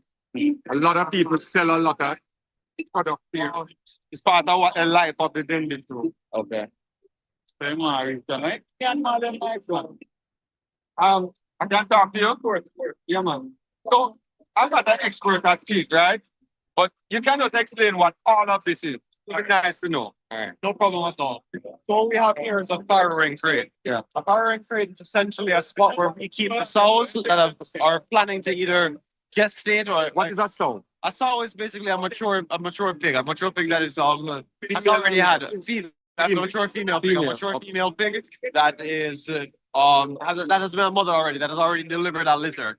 So we separate gilts from sows. So gilts are essentially these virgin animals that have not had that have not delivered and given birth to pigs yet. Once the piglets have been born, we consider them to be sows. And these crates are made especially for sows. So what we do, these are essentially made to keep them in one place. So they are able to be, once they give birth to the piglets are able to go in and out of the crate while the mother remains in the crate. This allows them to stay in one place to keep the feed, not to wander, not to roll and crush piglets. It keeps them stationary. Over here, essentially have we can call it just a box in general, but it's made for weaning, so that we can call it a weaning box. So essentially, the piglets go in that. The piglets go in there. So that's essentially their space away from the mother. So how they get in there? So this little doorway, this little doorway is essentially an entrance. So when all the little piglets are supposed to come in, so you'd have it available for them to go in and out. And you have special feeding in here. Exactly. This is where you keep a separate feed. So if you want to have a different open, yes, exactly. You can also examine and see what's going on in there. Right. So this allows them to have a space separate from the mother. Because the piglets, when you want to wean them, when they want to come off the milk, they're gonna go and get feed themselves. But a lot of the times they'll go and they'll get the mother's. They'll go and they'll get the mother's feed. And when they come in the crate, they have a higher chance of being crushed by the mother when the mother lies. That's what this is for, to stop it from crushing them. Exactly. Yeah. And so this plus this, you're going to drastically reduce the amount of deaths that you have due to crushing. Okay. So when they want to go and lie down and stay away, this is their spot. So they're safe and can grow there. So the mortality rate is improved when you have a foreign pen like this. Okay. But that is the eye. And then she has a slotted floor below, just like we have the goat. So that when she urine or anything, it falls through. So, you know, the piglets are not walking up and down in mess, and it keeps everything sanitary and clean. You know, and that's basically. And you are, I didn't even get your name. Dr. Orlando from New Jersey. Oh, you're Dr. Orlando. I've heard your name. Yes. So, you know, I'm Trevor Bernard. Oh, nice. I used to watch your videos a lot when I was president of Small Ruminants Association. So you are focused on what? Feed, goat, everything. Everything. My preference is small ruminants. That's why I used to watch your videos a lot. But I have knowledge of most species. So anything I can always offer some help in that way. I need to get to know. You operate in what parish? I'm supposed to be on the north coast side, so St. James, St. Andrew. But as of now, I'm working from Manchester to Kingston. Okay, so you're new. Yes. How long now you're with the company? January, so coming up 7 months, passing 7 months. Okay, good. All right, good to have you. No problem at all. All right. Yeah, man. So we can concentrate on the line. So maybe you might tell me something. Likewise. So over here we have some goats on display. I always talk about those Sanis. The Sanis are one of the milking breeds that were imported into the country recently.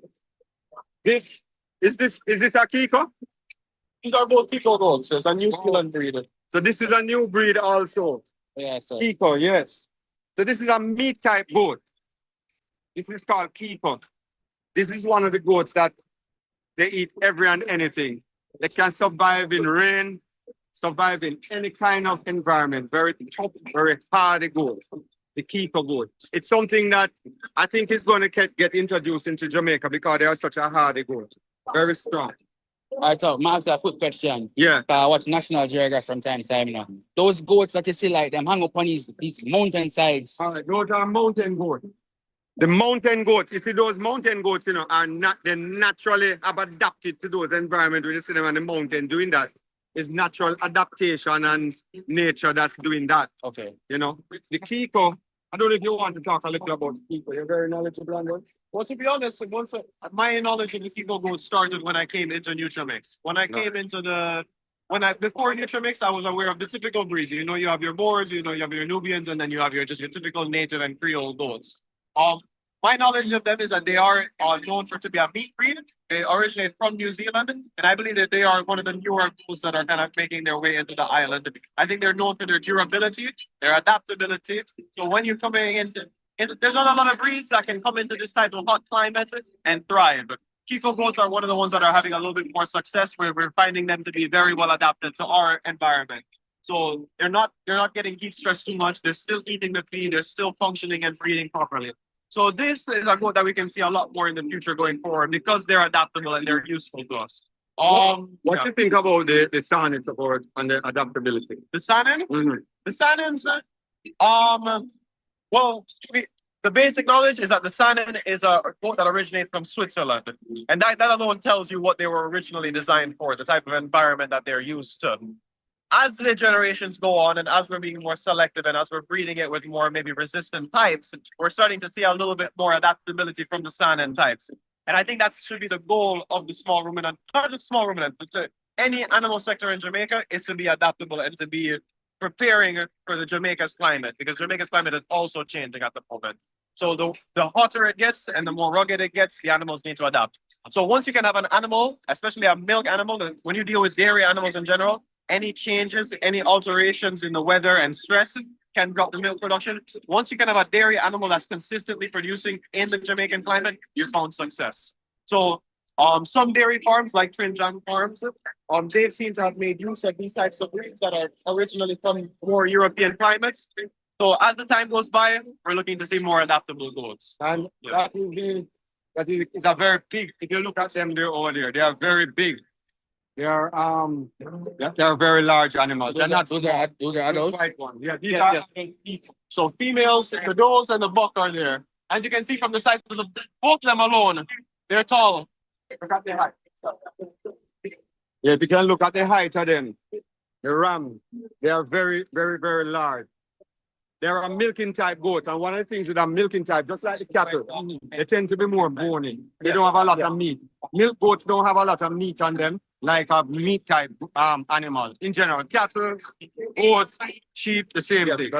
Right. But this is a very, very big carcass, a very large one. And they handle stress in Jamaica. Yeah, I have people too. Yes. And they handle stress very well. So you know what? Chicken. Okay. That's one of the things that's in the cattle. A rare chicken. I mean, a rare common chicken. Yeah, man. Little chicken around the place. Typical ones. No. No, it's not. So, tell me about this. So, these are layer birds, and like Mr. Bernard, these are the leghorn, right? Oh, yes, leghorn, right. So, as Mr. Bernard was saying, these are not the typical fowl that you have in the yard. These are not the ones that you go around with the roosters. These have been made specifically for the purpose of laying eggs. They're high-producing animals. At least they're going to be making 1 egg a day once they get comfortable. However, just like the dairy animals, it's all based on stress and sensitivity. If these animals are to get stressed, just like how milk production would drop in milk animals and dairy animals, egg production tends to drop. So any type of stressor, like heat stress, changes in the weather, we saw a lot of that when Hurricane Beryl came through. That was a lot of a stress for a lot of different birds, and the laying percentages dropped drastically, along with mortalities and deaths. You know something too? All animals. What he just said a while ago is true to all animals. When you have stress, heat stress, weather stress, dog stress, you have a dog barking and making up dog stress, very true. Predator stress, any kind of stress on any animal that is producing milk, eggs, what else? Even the meat, just growing in general. Stress, creates problem. It will even make them sick. They'll even get sick when they get stressed. A stressed animal will become a sick animal. Okay. Especially when they're younger. If they're younger animals and they have experienced a lot of stress in that early stage, in early months, you will have an animal that will grow a lot slower than an animal that does not have that stress. In the early stages when they're growing and developing, it's so important to keep them stress-free, because the more stress they face, the smaller they're going to become, the bonier they're going to become, the weaker they're going to become. And that's just a fact. You know, rabbit production is one. When the time gets very hot in the summer, the rabbits tend not to breed. Sometimes the litter might be 2 or 3. They don't have a dozen like normal. Because they prefer a cool environment.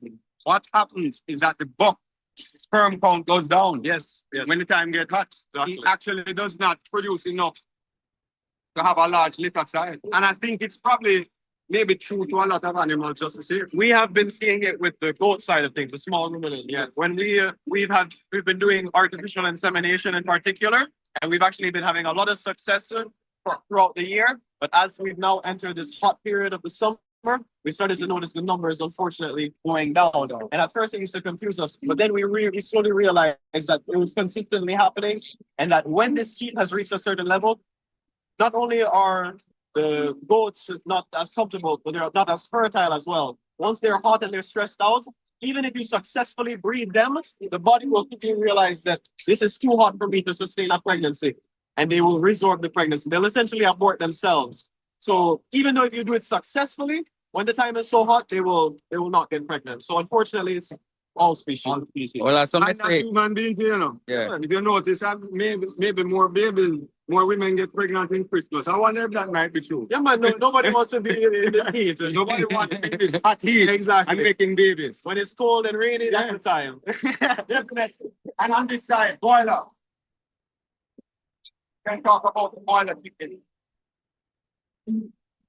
So, right. Oh yeah, fine. Give us. All right. Yeah, man, that's good. There. So on the other side of the coin, how we had the layers before, we now have the broilers. So where we had egg production, we now go to meat production. So the broilers are your typical, what people when they say white fowl is usually what the broilers that they're talking about. So they're the meat chickens. They're expected to grow to a large size in a short amount of time. That's the goal with broiler production. The most amount of size and mass you can put on in the shortest window of time. Typically, the standard is 6 weeks. We usually slaughter them at 6 weeks. However, it's less about time and more about the weight. Once you've reached an achievable weight, let's say maybe around the 5 pound, you can slaughter them at that point. You do not have to continue raising them once they've reached a certain goal. We've had farmers that have successfully reached 5 pounds within 4 weeks. Wow. That is How do you achieve that? exception. Some people, this is also a game of luck as well when you farm. That's another thing people don't talk about. Some people, even with the best practices, they will have unfortunately some more luck than you. So that's why we don't tell a lot of people that, oh, you can get them in 4 weeks, because that will give an unrealistic expectation. That is an exception. That is just a very lucky person. You know what affects that exception? When you do everything right. Yes. Yes. Right temperature, comfort of the animals, how much airflow in the thing, oxygen, is the feed fresh? Yeah. Did the feed get stale? The water, is the water clean? Is it fresh water all the time? Is the water hot? Yes. Or is it cool? That's a big thing. That's a very big thing. There's so much different things. Especially in this time period, I'm very glad you brought up, Mr. Bernard, with the water. Providing water to the broilers in this time is not enough. Providing water actually right now is just the bare minimum. Just like how nobody wants to drink a hot tea in this time of the year with this heat, there are some farmers there where you go to the farms and the water tanks are in direct sun, and when the water comes out, the water is hot.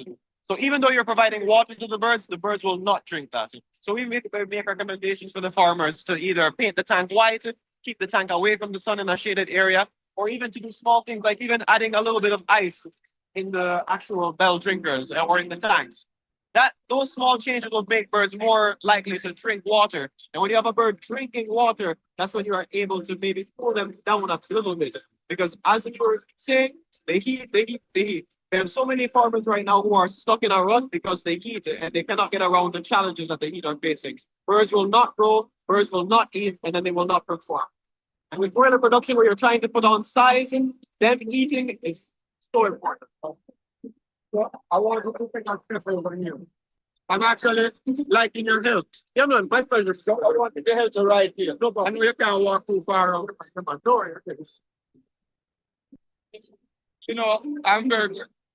I've been doing so much talking. Yeah, man. And I want your help with the talking. You're a good talker. Thank you. So, we have some lovely animals along this bed.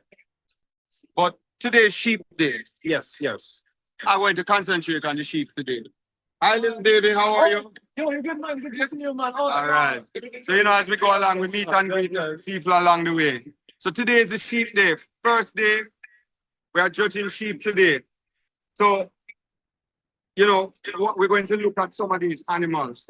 And I just want your general comments and we talk about sheep. We're talking about sheep. Yeah. Anything you want to tell us about sheep. And we're going to just walk, look at these sheep as you go along, and let's look at the sheep and just listen to the voice. No problem. So we want everyone to see the sheep. I think everyone knows both about space right now. Yeah. And we're going to look at some of these lovely animals that are here today. Any comment on it? No, it's a good thing right here. Get a shot of this. When we talk about animals, we also have to talk about animal behavior. One thing that you want to see ruminants include goats, sheep, and cows.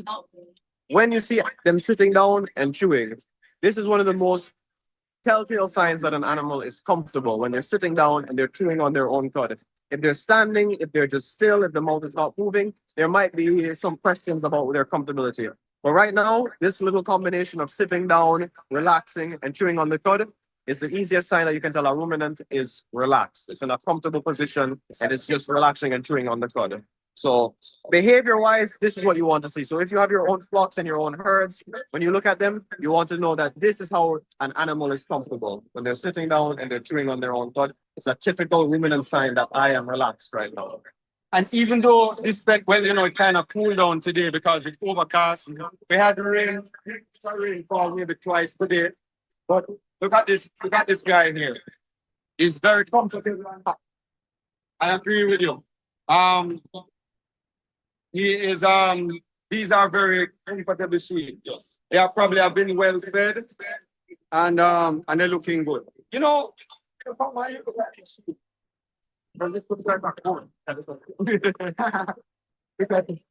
wrong place. You know, these guys that are lying down here. No, this don't look so comfortable. Exactly. And guess why? See, there's a clear difference in this one and the first group that we had seen. I'm going to tell you the secret. These just come out the show rings. They just come out of the heat and they are stressed. They are under a little stress. They came from the show ring, you know, they're shaking, they're doing all of that. You can see different. You can go from yourself. You see the difference? They are stressed. So you can describe that.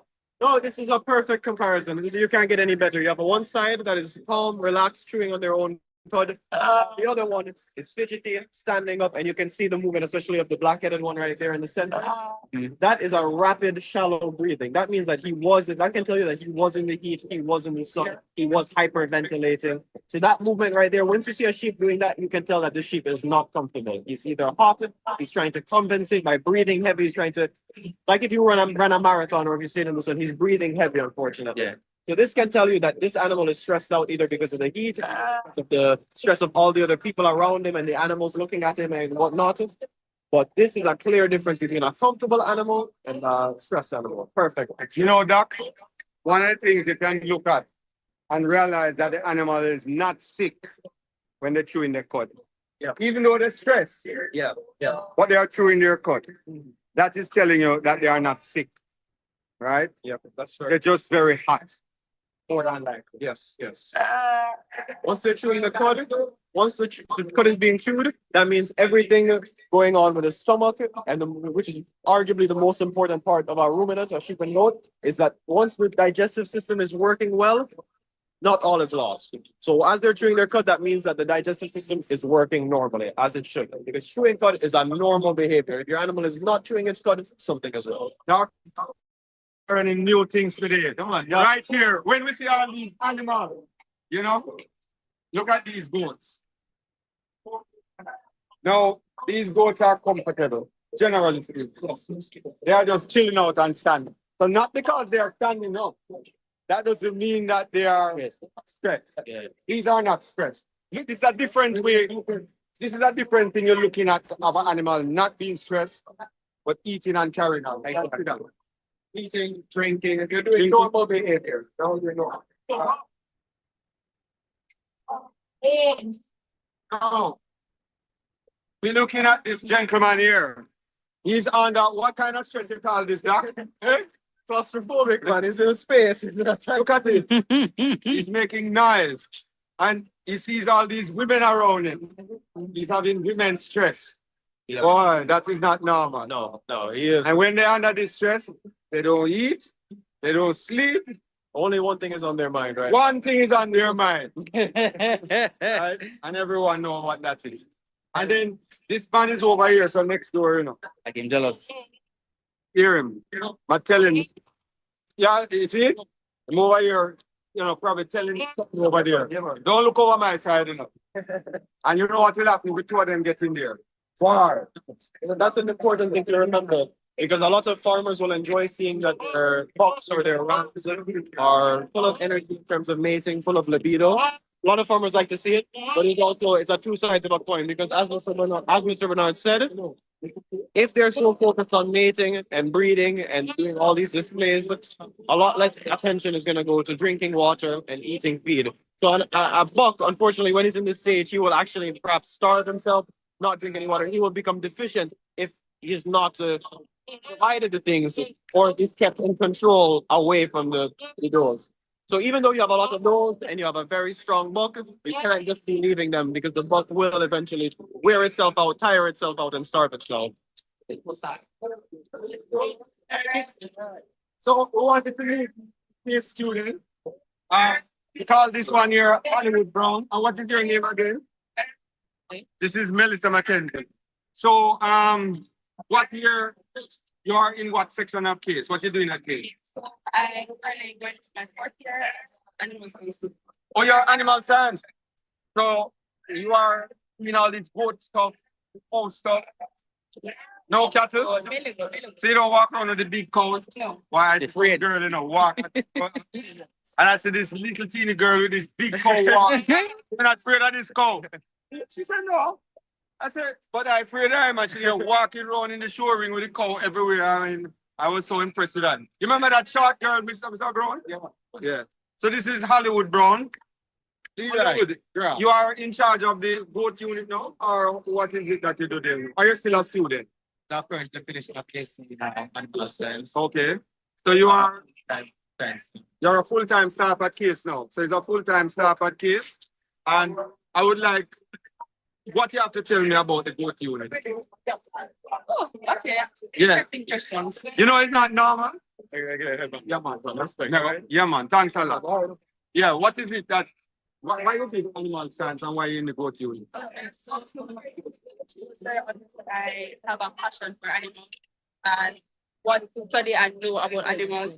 So here at the College of Agricultural Science and Education, I chose to pursue animal science as my degree, and so far it has been great. It has taught me a lot. It has given me a lot of experiences, especially working with the commercial unit. I've learned a lot of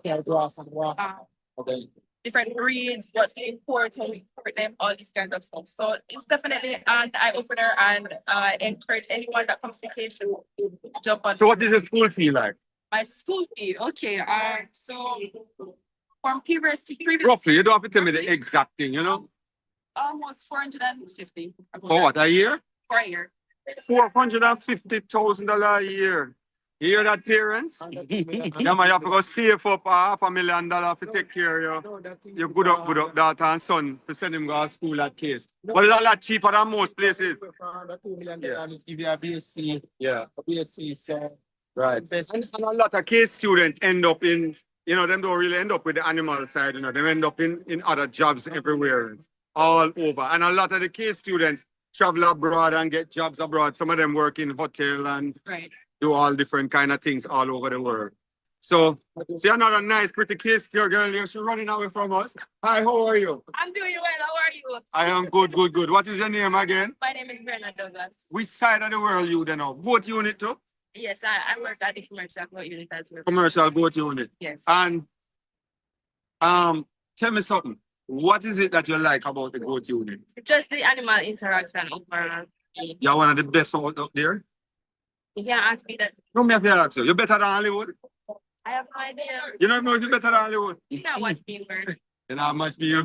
But All right. if you ask me who is one of the best, I would say she's one of the best. She's one of the best in the goat unit? Yeah. She better than Bishop Brown? Of course, that's far. You know, me believe you. Me believe you, me believe you. So what year are you at the goat unit? Eh? What year? What year are you at the goat unit? Well, I'm a second year age student, but I'm going to be pursuing a bachelor's degree in animal science. Why, I have a friend of mine, he walk past, you know. One of my competitors, my friend, Mr. Shaw Harlage. So we all into the garbage world, farming, him like farming, but he don't reach there yet. But Mr. Shaw, you have grapes, you make me look younger than you know. That's part of the journey, you know. That journey? Why we don't want something old enough? We don't want to do something old yet. So how is the family? Right, you know, my carry the data and the son.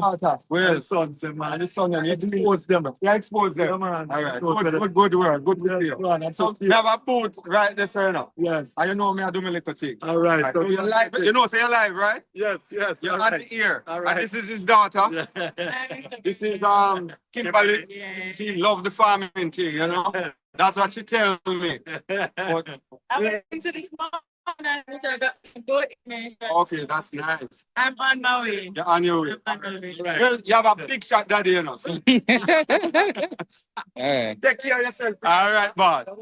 Yeah, man. Yeah, man. All right, so we're going to collect you along this pen. These are mainly a lot of the cage animals along here. And you know, kids really take good care of these animals. They have very nice animals most of the time. So let's see. Yeah, they're very, very nice animals. They probably have about 50 odd animals here. See, Mr. Hollywood carrying hay. This is what they call, a lot of people don't know what hay is, you know. This is grass. This is what again now, Mr. Brown? Green grass. Where you get that from? Oh, I must tell my workers that grass comes. So this is what they give the animal. Fresh green grass. So we need to get some of this fresh green grass for our animals. If you see these young lady, they are here walking with the grass. The young lady we just interview, you know, all the farmer girls from Cave. So this is what you call fresh cut. This is fresh cut grass. So this grass come here to feed the animals. This is what you call a new servant from the kitchen. Yes, so the farmers will come and take this and carry it to feed the animals. If you see all the students and everyone will come here, and all the farmers are going to come here now and collect their grass to feed the animals. So you see, we are training both the ladies. You notice that more ladies at case than men. The ladies are taking over everything in Jamaica. There are more women here handling the animals than men. And they are here now taking this to feed the animals. Now, while they are here taking up the grass to feed the animals, I think we're going to go over to the cattle section. Oh, this is my good friend here, Mr. Ralph, one of the farmers in Clarendon and Kingston and everywhere. Ralph, what are you doing here today? All right, come for support. So, Ralph, we need to carry some of that first grass and go up and defend them. Where the rest of the guys? She and everybody. All right, she and everybody, they have fresh grass. Come up here now. And this is Ralph. Why? This Ralph, she helping with this farm. Ralph, Cherry, we call her Cherry. They have a big farm. How much animals? You have about some 300-400 animals. They have like 300-400 animals on the farm. They rear cattle, pig, goat, sheep, everything. Donkey, all donkey them have on the farm. And that is their livelihood. She drive that little truck here, so, and go all over the place with her farm. So you see, we have a lot of people. A woman that take over, man. Agriculture. You're not taking over, you're helping. Yeah, All right. All right. I'm gonna go. The cattle section, you said? Yes, we're going to because they're feeding the animals now with the grass. Yeah. So we're going to go down to the cattle section now. To farm over there. So we're going to ask Delvin to lead us over at the cattle section now. I hope he's hearing me. See, you can look there. See how the goats are eating the fresh cut. Yeah, they're all getting the grass to eat. Everybody feeding up.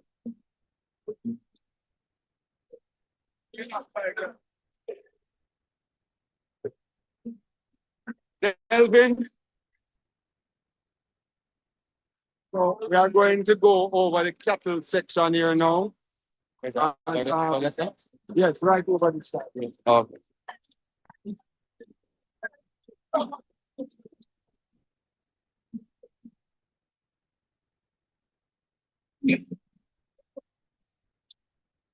People from, if you can look over there, people from all walks of life. Come here. You see this? This is one of the vets at Future Mix. Introduce yourself, Doctor. Yeah, man. Oh, Dr. Patrick Craig, from Future Mix, one of the vets. And can do everything you can think about in small ruminants. AI.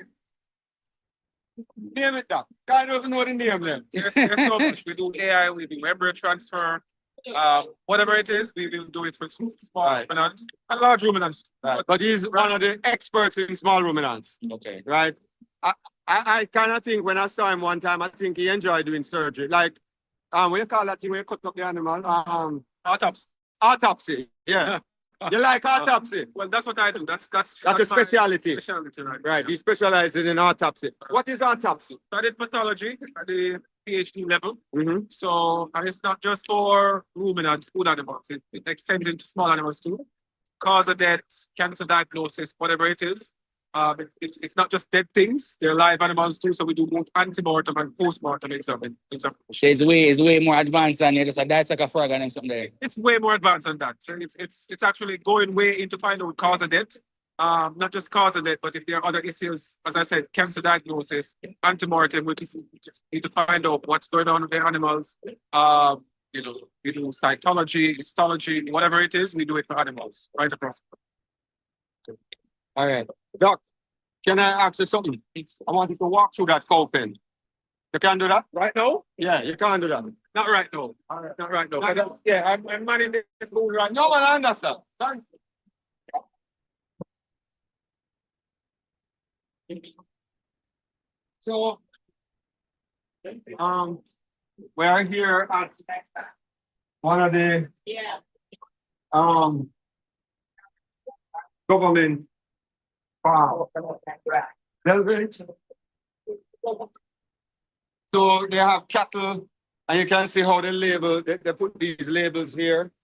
So this is like similar to a birth certificate, current weight, the weaning weight, date of birth, name of the animal, sire, so forth. And the information is on here. So, this is which? Minard Estate. All right, so this is Minard Estate. This Minard, I think, is the one that just win the best breed of cattle that we saw over there in the goat with the Brahman. Okay, yeah. Oh, it's them. Right, this is Minard Estate. So Minard Estate is over there in St. Anne. They are one of the large breeding stock of animals in Jamaica for cattle. They have all the breed types. They have the black, the red, the Brahman, and I think they have the dairy cattle there. Meat, or is it meat?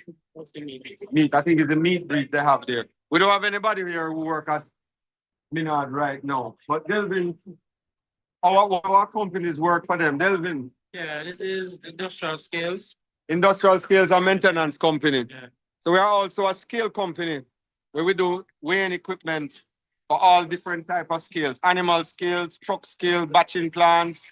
We work for all the feed mills and cement companies and Nutramix, Hypro, Seprod, all the group of companies we work for. We're the industrial type scale, truck scale and bagging scale and batching machinery, farm scales and household, everything. We do all different kind of weighing equipment.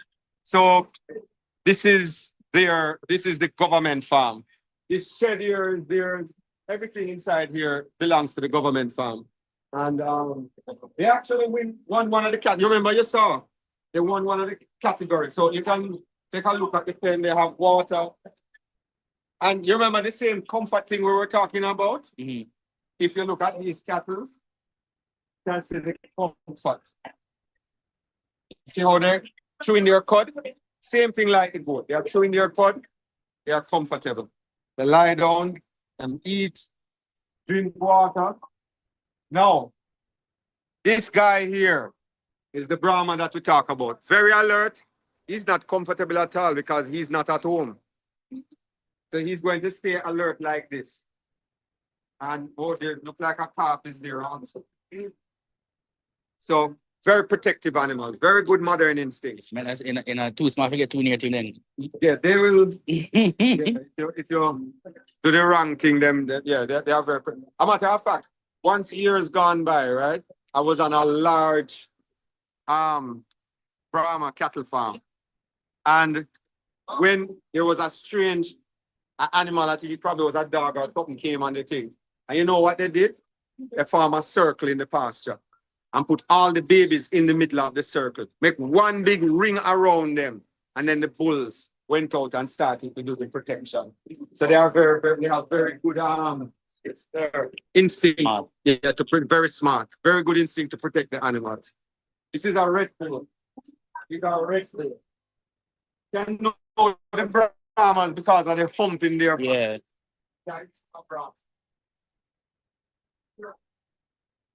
This is the Jamaica bull, not the Jamaica black, sorry. This is the Brahma that won. That one is class. Very big, very lovely animal. So on the ground, the truck goes around and drops off the fresh cut grass at each area. And then the people take care of the animals to feed.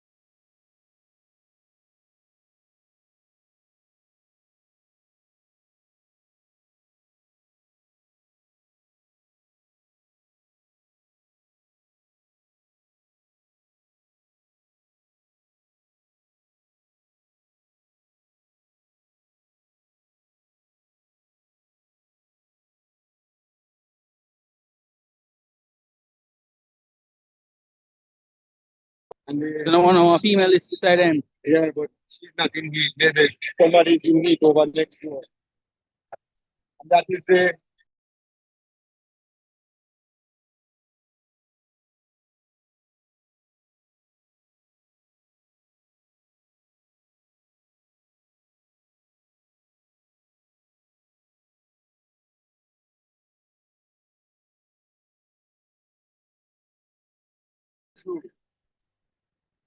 so over here where we have Premier Energy Solution Limited.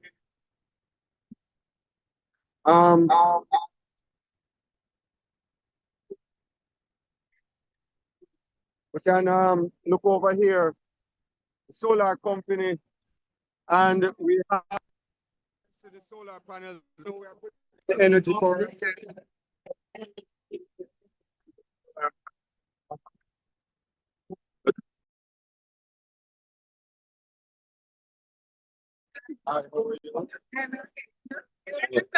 Yeah, you look like from Mr. Albert. Yeah. You're still here. Yeah. Nice to see you. Are we doing well? Yes. Okay, glad to see you. Yeah. Okay. All right. You have a new husband. The boss. The boss. All right. Can go ahead. Can go. All right. So, Premier Energy Solution Limited. So, one of the things with Premier Energy is that we do everything. We sell all the animal stuff. We do the trough cutters. We have trough cutters. We do solar. water heater, slotted floors. We have all the different slotted floors, equipment for solar equipment. And runs the store. We have a store in Kingston at 1 Chisholm Avenue. We do the goat water, automatic water. Anything we forget, Miss Scott? Galvanized fencing. That galvanized fencing you see at the goat show that you're seeing there now. The company sells Premier Energy Solution Limited. Also, this is a group of companies. We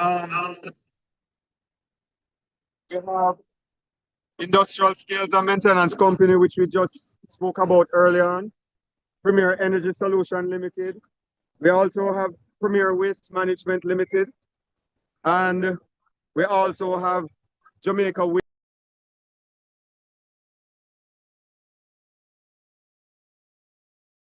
So we have maybe over 100 and odd staff that works for us. And we also have office.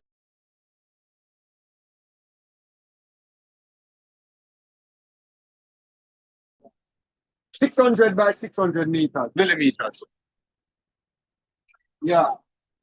So we have all of these. So you can come over to this booth, scan, record your name. You can get somebody to talk to you at any time. This is the wife. This partner. She runs Premier Energy Solution Limited. And those are the two little soldiers over there walking around having fun today. All right. No. Also, we have like cane juice machine, all the accessories for solar. So this is Mr. Wilson.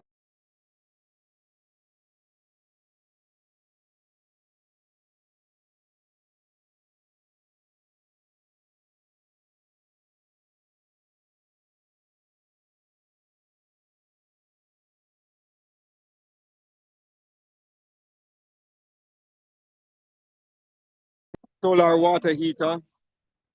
You know, we also in the group of companies, you know,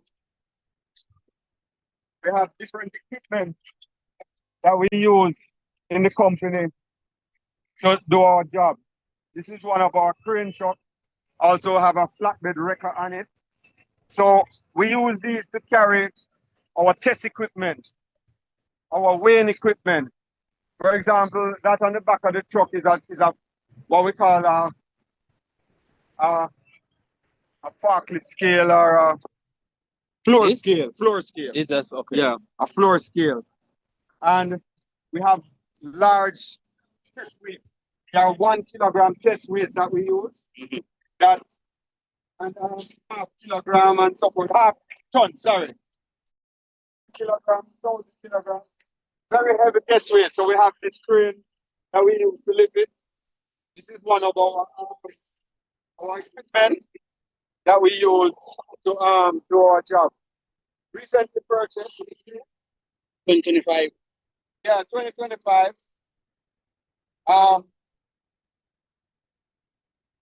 That we use to supporting the scale company, the waste management company, all the group of companies, the solar company, all the group of companies use this equipment. We have more than one like this, and we use equipment like this to function in our business. This is one of our new equipment. We also have on this truck a tow bar on the back of it that you know, we can tow our trucks or tow our equipment or do what we want to do. So we try to keep modern and try to make sure that, you know, our facilities and what we are doing, you know, we are up to standard.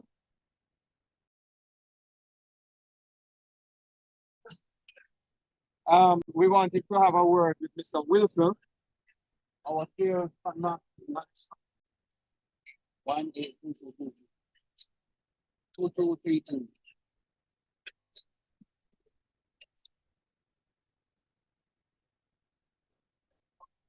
This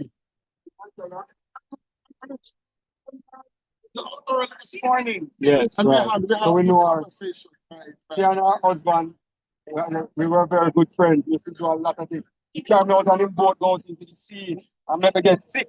Yes, because I love this sea. So this is Mr. Wilson. Sales manager, if you come to the just come and look for the ocean boat.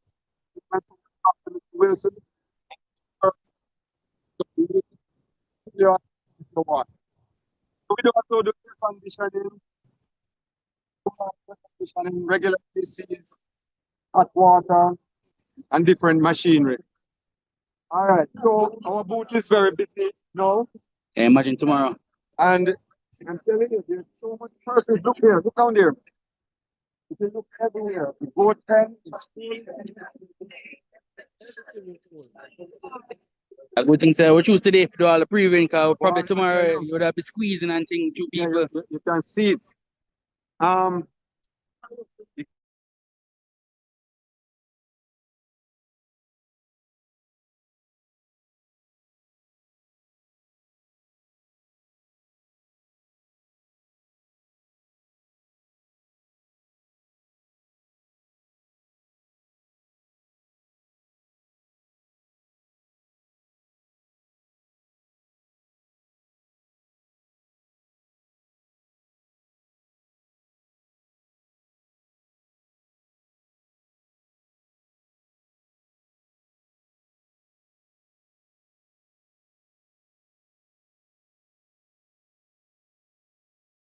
Anyone else? Anyone else? Don't afraid of the camera? Yeah. So this is Mr. Richard James. Rowan Hughes. Roaldo. All right. So this gentleman same can't come. Why you come give us a little thing? Search is mainly a milking. We've been looking at a lot of the meat goat type animals. So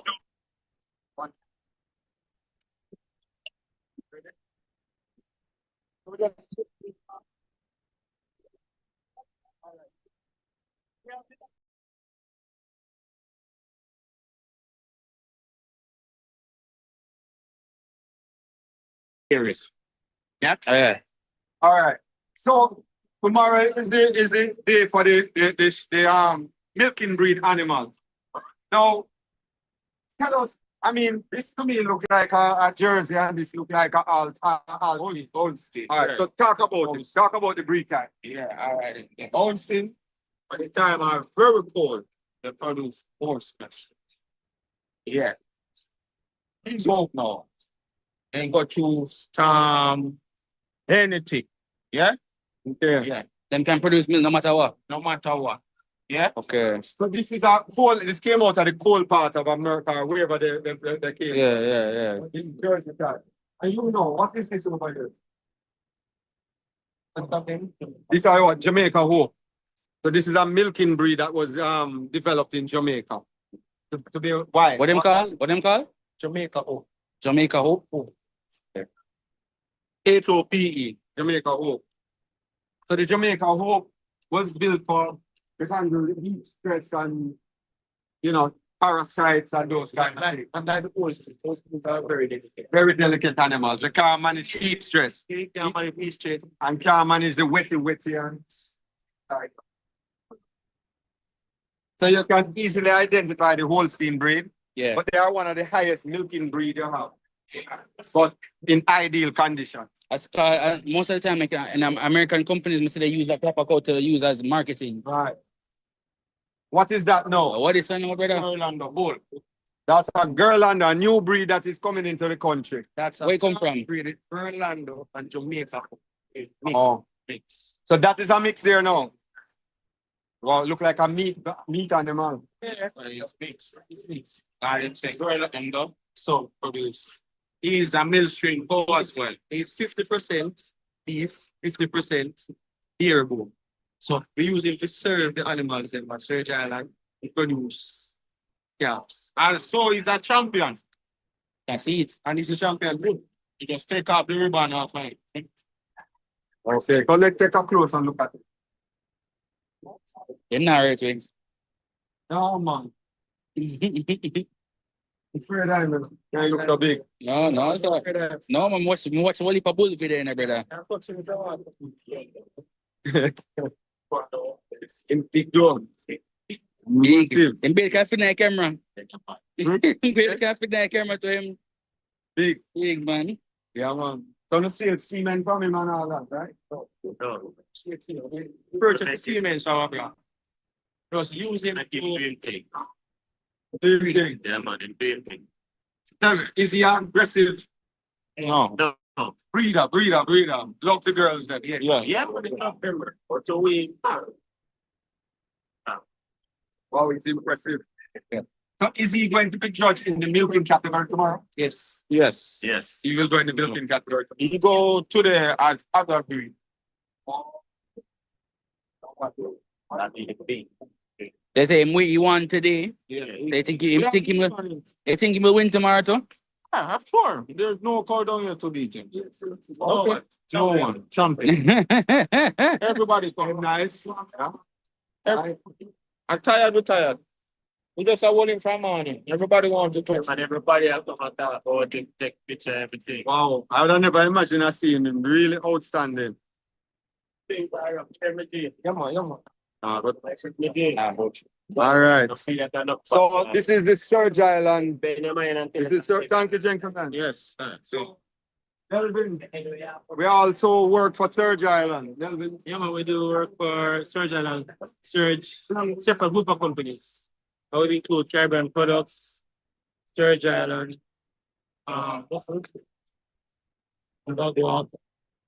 which is muscles as well. We do all your scales. Matter of fact, we just installed a animal scale for them a couple months ago. Right. All right. So we have one more cattle barn here. Switch. And, I think I'm losing my voice. Soon done, man. We're going to go to the small ruminant pen now. And have a look over there what's going on out here. Yeah, man.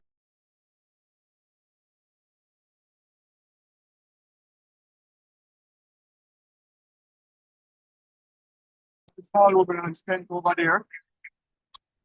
And one of the nicest tents here today. What's this called? What's the tent called? Well, it's a small ruminant association. You can dairy board officer down there.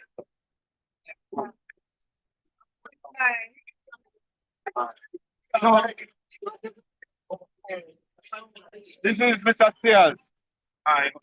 Are you the president of dairy board? CEO. Are you CEO? All right. So this gentleman here, you know. No, they about long time. One of the boatmen them in Jamaica. Original. Been there. So very well known. And you know, promote, even though him is a cattle man now, you know. Pushing the cattle, but him a push the boat. We push it because guess what? Boat now dairy farmer part of Jamaica dairy. Tell me how you know. It should be on the books of the farm this year. For the addition of small. Okay. So it has to be legislated. Yes. Okay. When that happens, what will change? What will change? Well, the farmer they recognize the dairy goat sector and will be more government participation in the development of that side of the small ruminants. How is it funded? Well, the dairy board is funded by assess and both local production and imports of milk. So that now will make the small ruminant farmers produce milk they will have to be paying access. And also the imports of the goat cheese and goat milk, that will be more attractive. So there's access and the importation of all dairy products. All dairy products in Jamaica. Fuck out. But now if you get a change, that's how that will apply to the small ruminant. What about beef? That funding. Beef, there's access on beef importing. I'm not certain who speak on that, but you know So it's really the dairy side of it. Right, Okay. So that's how the dairy board is funded mainly. Even though government can give them some money too. Well, we can write for programs in the country. Right. Yeah, good. Right. So, you know, one of the things is that I have to tell people, you know, through the Small Ruminants Association of Jamaica. That's it. Here, who was even always tell you, you know, that when we're young, we don't have no value. At 18, we don't have no value. And we get in our system, bruise up with hand and with foot, and get beat up and all kind of thing. Not true. And then we grow up, and as we mature, when we reach now the 30, 35, that's when we start to blossom. So he was a nobody once, just like me. Oh, you nobody. No, man. Longest serving president. Longest serving president? Yeah, I think I was one of the longest vice presidents. You were? Okay. And guess what? From the Small Ruminants Association, now we have here a product of the Small Ruminants Association of Jamaica. The CEO of the Dairy Board. Look at that. When him up on the road now, him a pass me now, I look. I have my little car and go and drive same way. All right. I see where you go. All right. Good to see you. We just want to continue for the sector. And that is the plan. That is the plan. We have to support it. All right. So we're going inside there. Okay? Which one? Yes. Good afternoon. So my young friend here is president invited to this small. Yes, sir. How are you? All right. We're looking at food. Right. So the idea with what it is that you recommend as a startup or your first. As a starter, start with the cheapest goat, some native goat. Buy the cheapest goat. Maybe 5 or 10. You look like a father who have the money can support it, right? And make sure you don't make it too easy for him. Give him some goats, some ordinary native goats, and same skill set and make him learn. A year or 2 or down the line, as long as him can manage it and learn from the, you know, but you don't want to put in a big amount of money to learn. You want to learn simple first, and then grow your skill set, and there's a whole heap of learn. It's not simple, you know. Rearing goats is not simple. It has a lot of different things to it. It's very complicated. But I see people think you just let go of goat, you just run up and down and that's it. There's a lot more to it. And once you understand every part of the goat and what is happening, you can go to bigger and better things. Milking, go to the bigger breeds and start size and become, you know, a great person. Do you want to learn the mixing of the breeding? Yeah, you can, you know, it's always to make sure that your ram, you have a very good ram. That's what is very important. The female don't even matter so much, you know. The ram is what is important. And then you upgrade it as you go around. But just start small and simple. Yeah, man, good to meet you.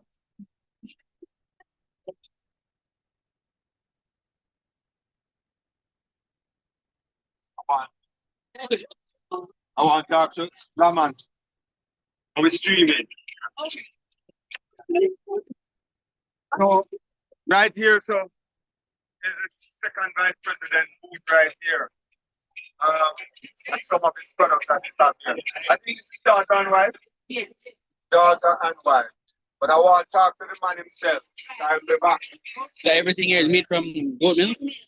Oh. This is the Small Ruminant pen. And life everybody eating. So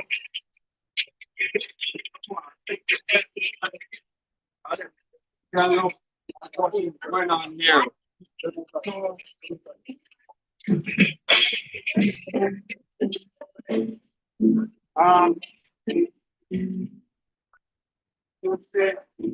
This is the bar area and the serving area. It should be very, very nice. Kitchen, the delivery area is air conditioned now. Yeah. What's that one there? Yeah, man. Chef, all backyard kitchen.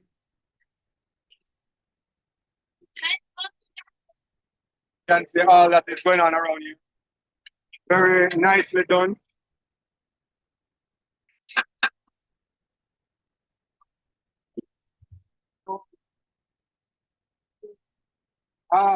the two boss people around here, so the two boss around here. Am I? Right on, Mr. Dunn.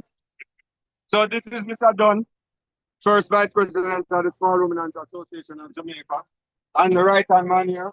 Good day, sir. You know, shake hands today. So without the team that we have around us, you know, this is what make the dream come true. As you can see, you know, Mr. Dunn have him dream team here today. And as you can see, everything is running very smoothly. And Mr. Dunn, very good job. Everything looks very nice. So how is everything going so far? So far, so good now. I think the show today is very, I mean, a lot of people. Yes. For Friday. For the first. For first day. Yeah, Yeah, man. Yeah. Sunday. Super. Wait, so it's Friday, Saturday, and Sunday? Yes. Yes.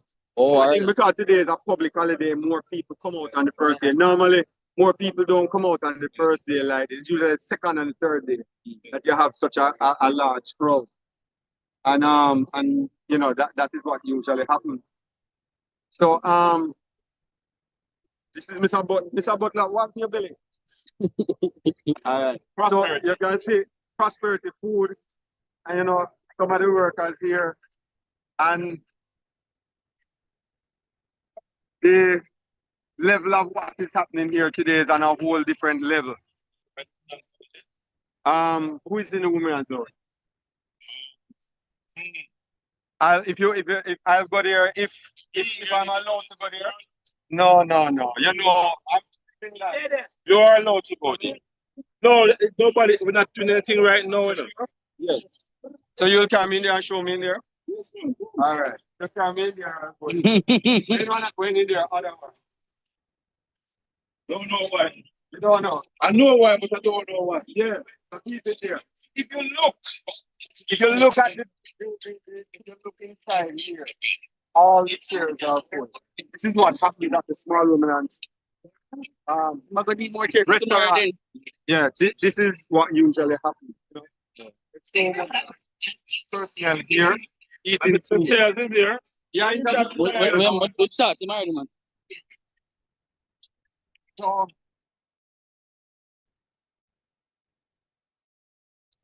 and all of this infrastructure takes time. I'm going to talk.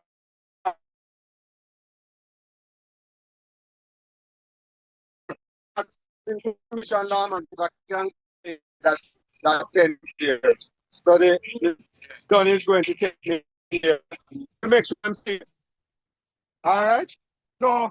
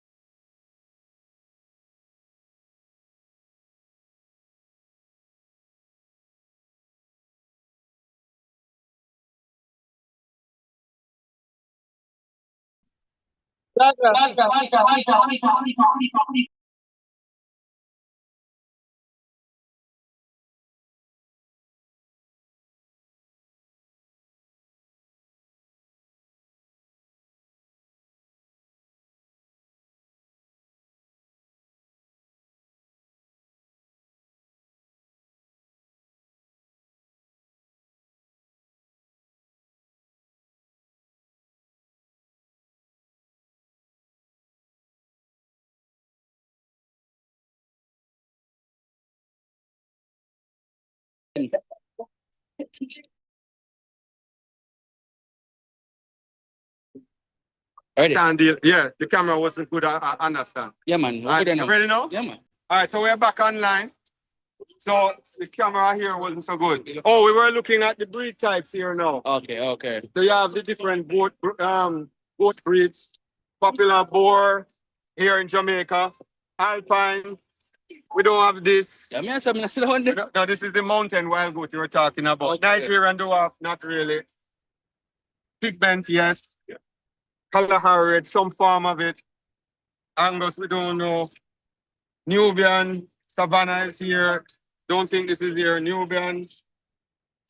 That is not here. Most of these other goats are not really here in Jamaica. I think years gone by, little remnants of these were here, but you don't really see them in the landscape. So we have a goat that look like this, like a sheep. Yeah. And Jamaicans call it sheep royal. Yes. They call it sheep royal. It look like a sheep. And but we don't see it anymore. It also has a look like this. It have a kind of hair like this. But yeah, but not the horn like this. But it has a fur like this, and they call it sheep royal. But it's a mixing of all the different breeds of goat that came to Jamaica over the years. So this year is where the association and they do, different training seminars inside here. So every year we have different persons, maybe vets and different people we have different expertise. And they come and they train people inside the tent. This year they have air conditioned tent. I think it's a 30 by 30 tent. And it is air conditioned. So Yeah, sir. I'm a good man. It looks like you're doing some preaching in here, Mr. Dunn. So it has a stage and well decorated. It's everything up here. You can explain this chart here? All right, this chart, let me see what this chart is. So, Jambapari is a goat out of India. Sani is the milking goat we see over there. Kalahari red, La Mancha we have here in Jamaica. Alpine. This is boar, white body. We don't have this. Cockingbird, we have this.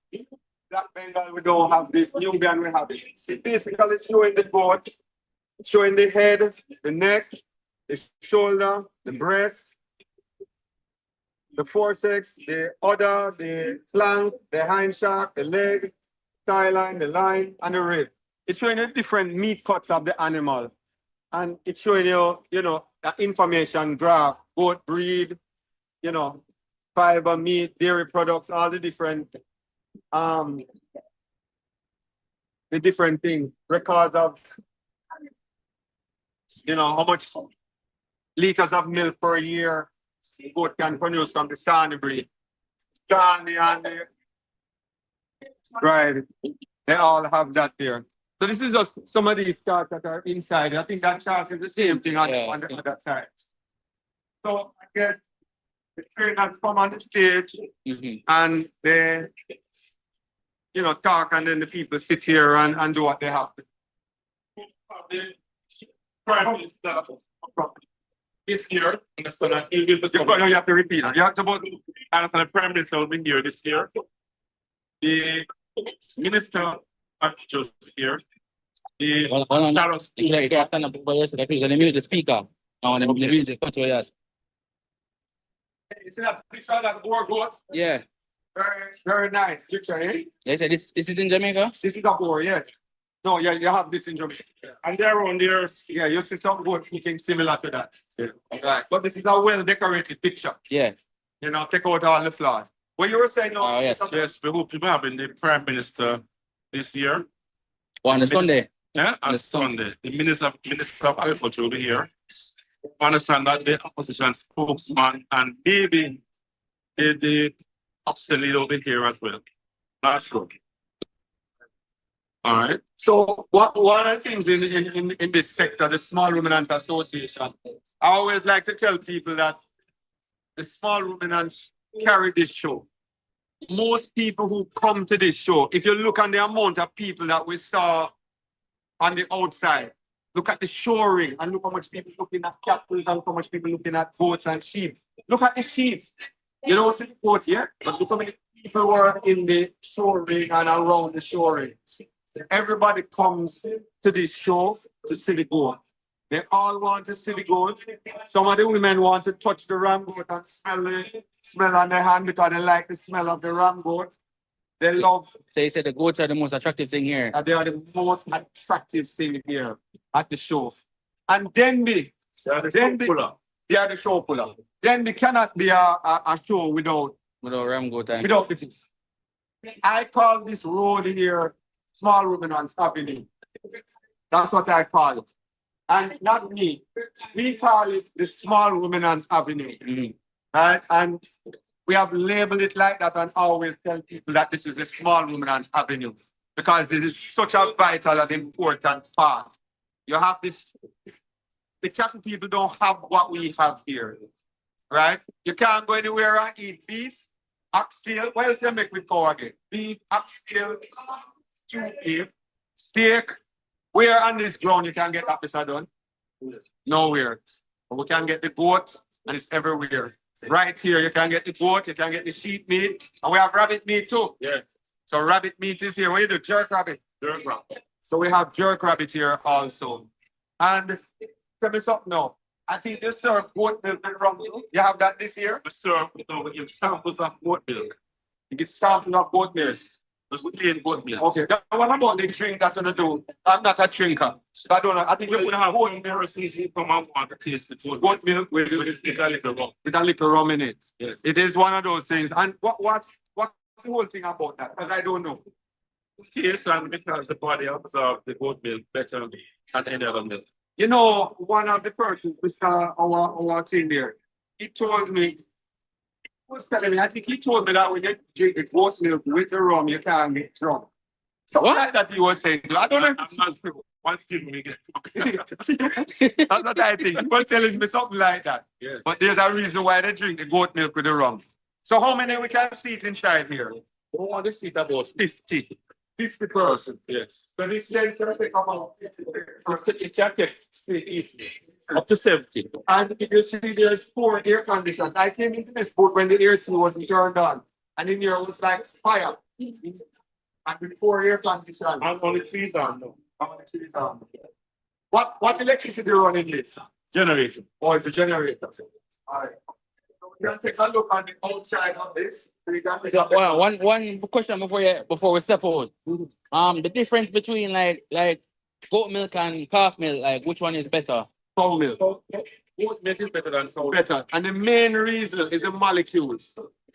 Just think like the molecules in the goat milk is much smaller.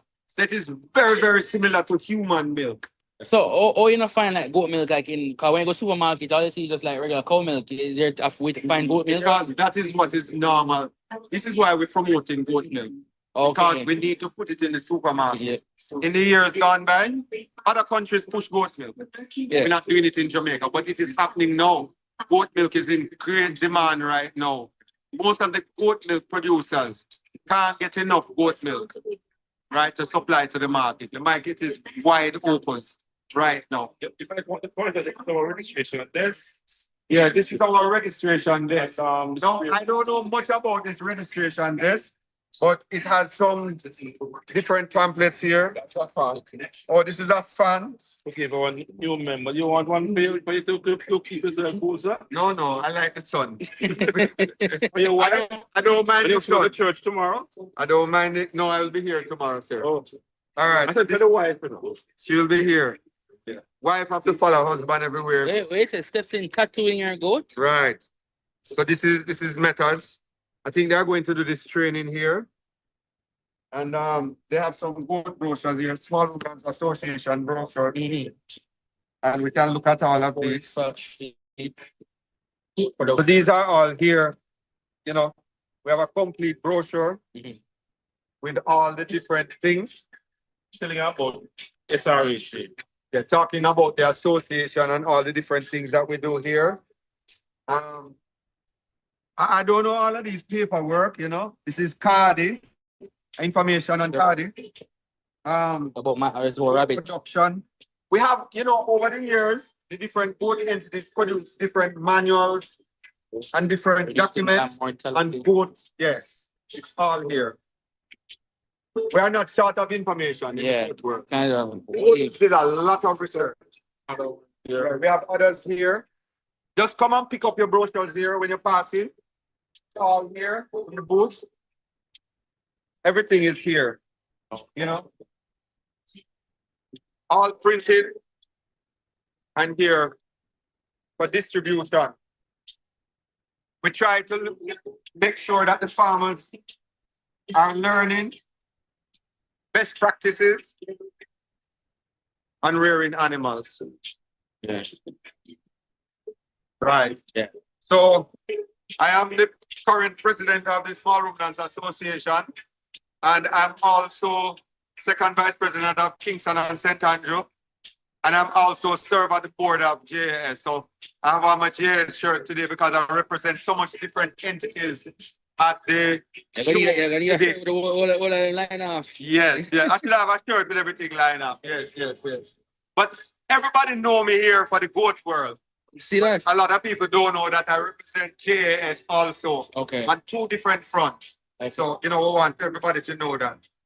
So this is just a small part of what we do here. Is small part. The Small Ruminants Association, we also visit all the government institutions like meetings. We go to JS board meetings, RADA meetings, and ministry meetings, and anytime there's any special program from the ministries or all of that, we are always there to represent. So we serve the people of Jamaica. We are all volunteers, Mr. Dunn. We volunteer our time, we volunteer our monies, we volunteer everything. We get no money from anywhere. We get membership fee. What is the membership fee now? $2,500. Membership fee is $2,500 to become a member of the association. And Mr. Dunn, what do you think? What are they paying for? What they getting from us? They're getting access to lobby work on their behalf with the government, and us also talking to the different entities, feed companies, us organizing training sessions like this, attending meetings on their behalf, negotiating agreements also with feed companies, a whole heap of things, talking to different veterinary bodies to provide services for farmers. You name it, we advocate on behalf of our farmers. When you look at the AI and embryo transplant, you were at the table. When you look at the importation of the animals coming to Jamaica, we were at the table. When we look at the first meeting for importation of these animals, we were right there. We are always there working on behalf of the people or the goat farmers in Jamaica. When you look at the RADAs and all the different entities, they are always talking to us. We are always getting advice from both sides. We meet and greet the farmers. We listen to their concerns, and we are able, just like we said, we'll have a conversation with the Minister of Agriculture. We'll have a meeting, maybe with the Prime Minister, maybe with the opposition leader, maybe with the opposition leader for agriculture. All international partners. You know, we arranged the judge, Mr. Dunn. Yes, currently we negotiated to bring Mr. John Vaughn from Barbados to assist us with judging on the sheep and sheep. That's the gentleman. Right, to have both and sheep for this Denbigh show. Right. Because the farmers always say, let us have something new. Let us hear a different perspective. So the association facilitates those things. The key this year was to bring an international flavor to this Denbigh show. This show right now is being beamed to all the countries right around the world, so they can see actually what we are doing here in Jamaica. Yeah. So if you understand that, a lot of farmers don't really realize how much work go on in the background. They don't understand. So for me, as the president of the association, I'm mainly involved over the years in organizing a lot of stuff. I'm at all meetings and we are always organizing. I do a lot of the legwork on the ground, meeting with farmers, traveling across the island, doing, doing all of that kind of travel. So this is the first place, ribbon, yes. So we meet all across the island. We go, I want this. Right. Good. So for sheep, right? Sheep. You can't win no good so. You can't tell it. I put him in on, I tell him, Mr. Dunn, you're going to have a sheep farmer. I saw this one. And he will not be able to manage the we'll finish. Yeah. Tell him to finish. Yeah. So I told him that he will be #1 sheep farmer one day and going to be a big sheep farmer. Don't believe me. I don't like sheep. So in the association, each of us have our individual function. So Mr. Dunn, what is that your functions in the association? Generally speaking, general. All right, put it simple. I like to consider myself as the action man. The man that try to make things happen. The man that will put my time and effort to making things like this, then be sure a success. Because as an association, boy, get that whole puff, beaten and flat that boy, not advocating on behalf of farmers, nothing happening. So when we do things like this, it will showcase what we can do. Showcase to the world what our farmers in Jamaica is doing. So I like to consider myself the action man that showcase our farmers and this association. And one of the things is that a lot of the funding that is happening with a lot of things that we do. Because when I drive from here to Hanover, Montego Bay, I have to buy food, I have to buy gas, I have to, it costs money. Yeah, man, costs money. And my time is valuable. Mr. Dunn, time is valuable. You could be well and doing something else, but you could be doing something else. But I tell you something, I'm a firm believer that that you have to give back to society. You have to give back to the people of your country. You have to help others along the way as you go along in life. You must not be selfish, because the more you give, the more you receive, and God will bless you as you go along. You have to make sure that your deeds are honorable. Make sure you have good intentions with everything that you're doing, and make sure you carry out your function fair, and don't worry about the rest of it, because things will fall into this. So, and I enjoyed being the president of the association over the years.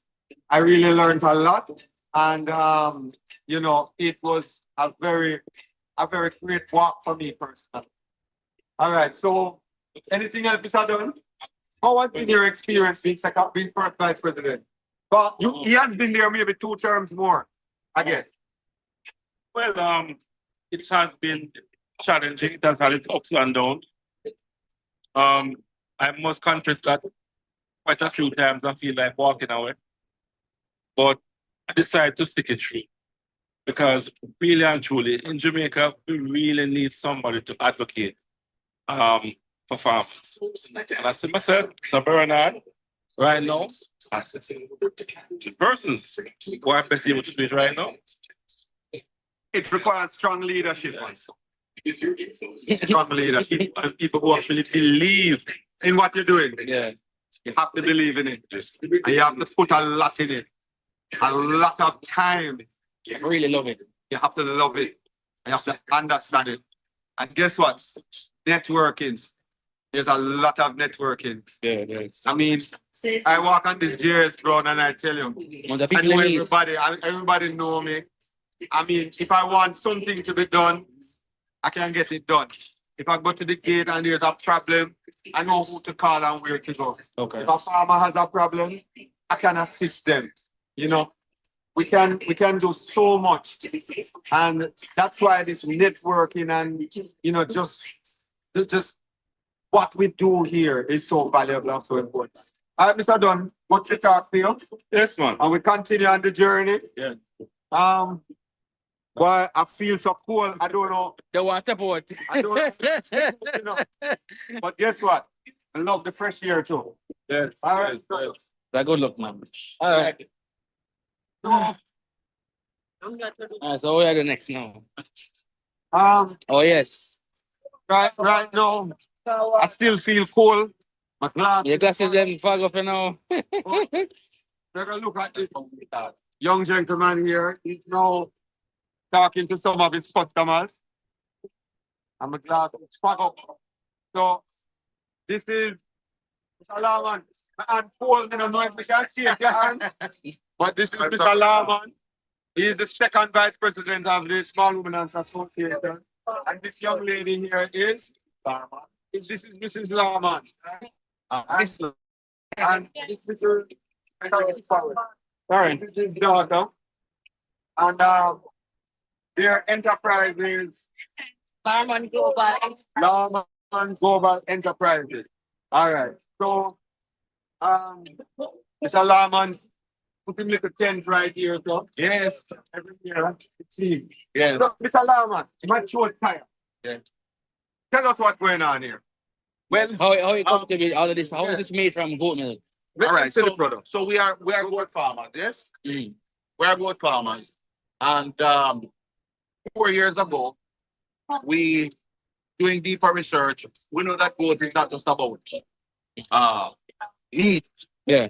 There's the genetic side of goats, and of course you have what is called value added. What products you get from milk. So you talk about the cheese, the yogurt, the milk itself, soaps, lotions, etc. Right? So we decided 4 years ago to venture into soap because we saw the value of goat milk, and we figured that for the specific needs that we have as a family, it would have been very, very good for us.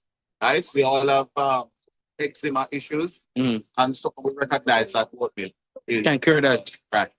So we decided to formulate goat milk has a number of enzymes and properties that's just very, very good for the skin. So there's vitamin A, D, and the E is very good for the skin. You have a rat, you go to your dermatologist or whoever you go to, they send you to buy a cream. You look at it, vitamins A, D, and E. Right? That's not found in goat milk. 1 second. With the young lady here. What do you think about goat milk? What is your thought? Anyone of you, what do you think about it? It kind of looks strange to you. What do you think? What is your mind when you see this? I mean, you know, women love these kind of things, you know. Yeah, but it's the first time hearing of it, so I'm not sure what to expect. Well, your skin is the largest organ on your body, you know that. Yeah. And anything you put on your skin, you're actually putting in your skin. Okay, so sometimes when people think about soap, they just think about getting clean, but it goes beyond the skin. And so, you want an option that is natural, an option that is going to help you with certain things, maybe like eczema, acne, psoriasis, or just sensitive skin. Right? The properties of goat milk helps the skin. Vitamins A, D, and E. There's the lactic acid that helps us gently clean the skin and exfoliate the skin. So we add no detergents, no harsh chemicals. What you see is what you get. These soap bars are made in our kitchen. It's goat milk, it's olive oil, it's coconut oil, and honey. That's it. This year, we introduced a moringa, over where Mr. Bernard is heading, a moringa bar. Then we have a fragrance-free bar. We have a vanilla sugar bar. And we have turmeric bar. Say again, bro. Like, whatever we use to use the liquids, it disappears from the soap within once the process of solidification is started. Once that process is complete, then that chemical is now needed. Yeah. So you end up with a fully natural bar. All right, what's the name? I have a question for you. Say again. $800 today at a concessionary Denbigh price. You know something that you should do? Have you ever taken goat milk and put it in your onion? Yes. And you put your hand on counter with it. Yeah. 50 minutes. Actually put oil on your skin, you know. And people, you see people, all time people do it all the while and show what you know. Yeah, man. Put for your skin. Yeah, the raw goat oil. And you drop your skin. It's a Cleopatra used to be. Yeah. Yeah, that used to be it. Yeah, man. All right. What's the I had a question we were talking about in the front right there. So I said something. I'd asked a question to say, oh, which milk is better, goat milk or cow milk? And Mr. Bernard here said goat milk because goat milk is better because it's closest to human milk. But what I say now is that why don't say goat milk in supermarkets? It's more like cow really milk. a matter of culture. We back in the 70s, people grew up on goat milk because goats were raised for a number of things back then. So your goat was actually a meat stock. Your goat was also your milk stock back then, right? Just as how rabbit meat was the most prolific protein at the end of the 70s. So you find more people using cow's milk because that is what has been marketed. And we have been socialized to do that. So when you tell somebody goat milk, right? But it's just a matter of re-socialization and educating people on the values of goat. It's just better than cow's milk. Just like it, yeah. Right? So as a matter of fact, some persons who are lactose intolerant got rid of that intolerance by drinking goat milk. Okay, you know, I had that thing about. I mean, I just really didn't drink milk that much, so I really just out of my system. So. I'm not a milk person, but I've had that. But if I want to do the milk thing, better to go for milk. Yeah, because it's closer to the human milk. Okay. Yeah. So I mean, is it Massachusetts like Corey goat is cultured? That's what we want. That's what goat milk should be cultured. That's where we should be heading. That's where we should be heading because the goat industry or the small ruminant industry is not just about having a little goat and go time out and then you wait until you put on some weight and then you kill it for a funeral or a wedding or anything like that. The industry is much bigger than that and much more diverse than that now. And so it is a matter of re-educating or educating our people on some of the spin-offs from goat and even the potential farmers who are coming in. They have to understand that coming into the goat business, there are so many areas of the industry that you can make a killing without raising a goat. Yeah. If you invest in things like hay and other feed solutions, be surprised. You can do that and do that alone because of where the industry is going and the demands of the industry. Okay. And so we have eked out our own little niche and we do soaps and lotions. They just soaps and lotions for now. Yeah. All right. So Mr. Lawman, thank you for your time. So I haven't chose. We have to do the work. Yeah, you've been streaming for hours. Yes, I've been streaming for hours and I think that but we went to the shoring and we got a good you did. We covered the shoring. We did quite a bit since morning. I went through all of this. And it was good. It's showing. All right, so we talk. Bless you, all right. Let's get to the information, yeah? So you know, we want to go. We don't go down by the barn. All right. Doc, all is well. Did you beat up the gun today? How much? All of them are your man, them? You beat him up? Okay, young man. All right. Server. Yes, sir. I don't know who's saying server. Sir. All right. Yeah, just everybody know your own man. Yeah, that's what you see. Everybody knows. Everybody knows. All right, so we didn't. Now talk. So if I send me, I'm talking. All right. So see that young gentleman there? This is Denbigh himself. From my start to Denbigh, you know, I see him here. I want him to live here. I when I come here yesterday, he's here. Gently. One of the poor farmers who really rear a lot of boar goat, mainly, right? Even though you have the Nubian sometime. But where are your animals? Here? Yeah. So this is Shelly Farm. And this is Don't catch bar. That's the name I see bar. So this is a man that wins couple shows over the years. He win couple, events over the years. Shenley, one of the persons who really understand goat rearing. But one of the things that is a secret with Shenley, farmers always say, Shenley have a secret formula that him don't tell anybody how to make a goat look good for the Denbigh show. I mean, number one on doing that. Right, Mr. Shenley? Is the care. I come to understand that. Is the care and the nutrition and that it is. Say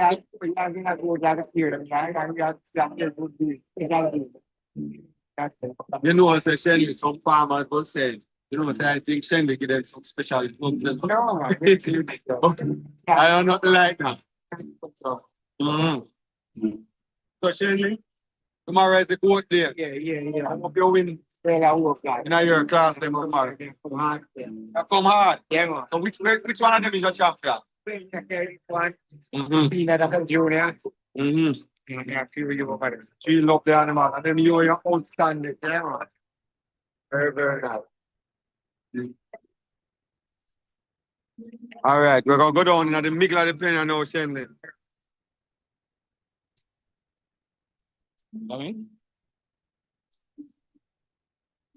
So we really haven't done a walkthrough of the pen yet. I think some of the farmers don't even come. If you look at that poster. Look at that. Nice. Yeah, the poster is this one. That's very nice, yeah.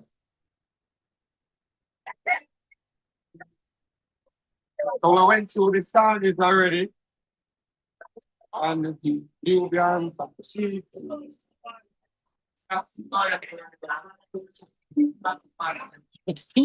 So we want to talk cutting sheep. Nice. So this gentleman here, one of the goat farmers, I will see him down in Chilani. But you must know this man face, Look at him face good. He is the man that lift up the heaviest women and put them on top of the heart. I don't know how he do it. I look a little bit. He lift up some women, how much pound them going to be? About 300-400 pounds. 380-400 pounds. And him lift them up and put them on the horse. It is amazing what you see in the sometimes. So come to your boat them now. You don't bring none. And normally you have some holy pack boat and you have the dog. So you use dog, if you use dog and he use dog and run them. And run them in the mountain and push them up in the hill. So him do that kind of part. I look one ram today. Now walk. Can get a good sheep. So you have to go on the line. Come. Why? It depends. The line full up. Yes, sir. I just first day. Where oral? Where your goat them is? Over here, sir? Yeah, so this is Robinson Goat Farm. So your side is this and this. So that's Mr. Robinson right there.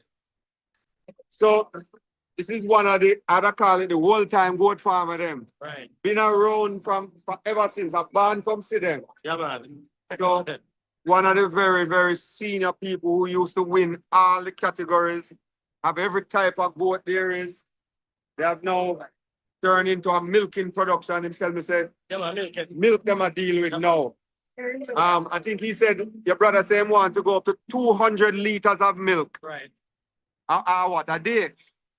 They want to go up to 200 liters of milk a day. I think that is their plan. And that is easy with goats.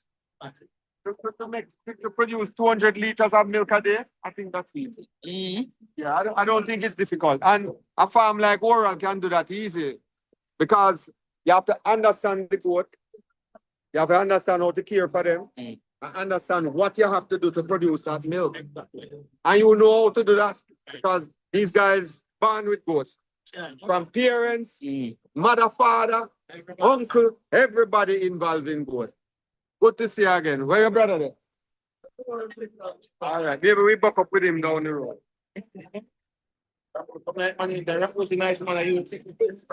Yes, sir. This kid. How are you? Good to see you. Where is Mr. Hollywood? Eh? Look, Oh, where's Mr. Hollywood? Him gone? No, I mean, you see him on the ground? Okay, thank you. Yeah? All right. Yeah. Oh, see Hollywood over there. Oh, okay. I'm supposed to interview. Yeah. Some of this is the case. And most of over here is usually they are government institutions, animals. So the government like Bodles, Archers, NTA, all the schools. All the schools where animals. Which farm is this? Onslow. In St. Elizabeth. So Onslow is in St. Elizabeth, one of the government farms, and they win 2 sheep trophies. So Onslow facility is a small ruminants facility. They just have goats and sheep at that facility. We're not getting over there, so again. And there are others. So see here, it's part of the Ministry of Agriculture and Fisheries Research Development. It's like a research station there, you know. And see, they won some more medals here. Very good.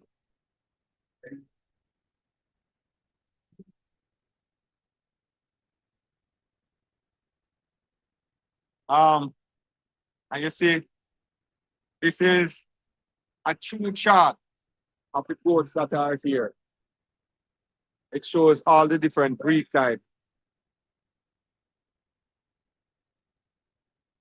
All of these breed types are actually here in Jamaica for small ruminants. They actually import animals also to the country. And usually what they do is breed the animals and then supply new bloodline to the industry. Okay. So the government plays that role. Yeah. Very important role. Let's take So it looks like all the judging has been completed. Yeah. And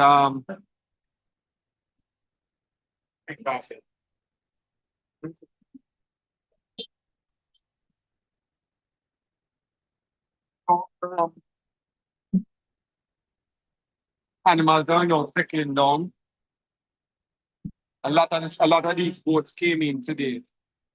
They are just eating and settling down now.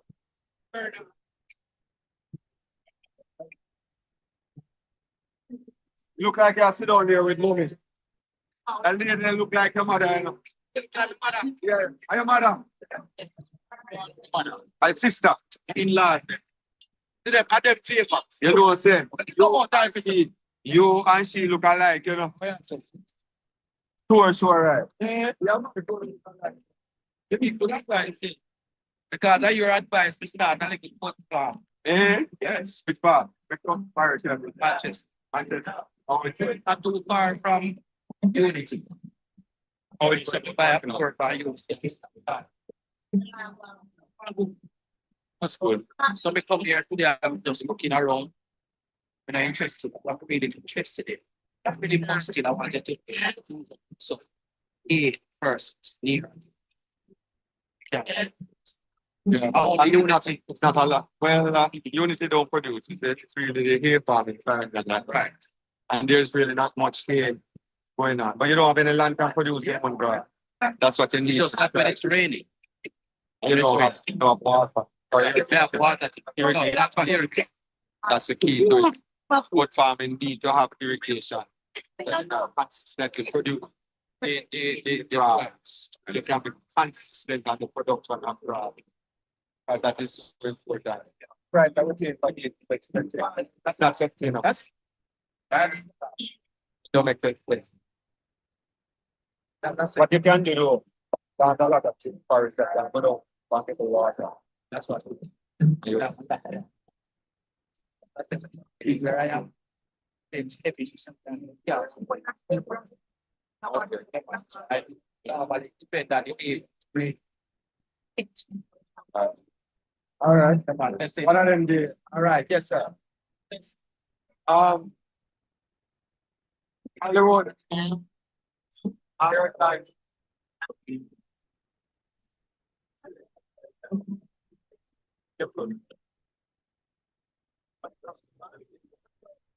All right. Which spot?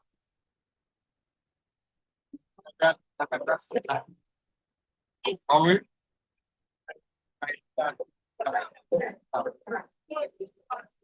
Can't hold that out. The sheep, you look at the sheep, Jeff.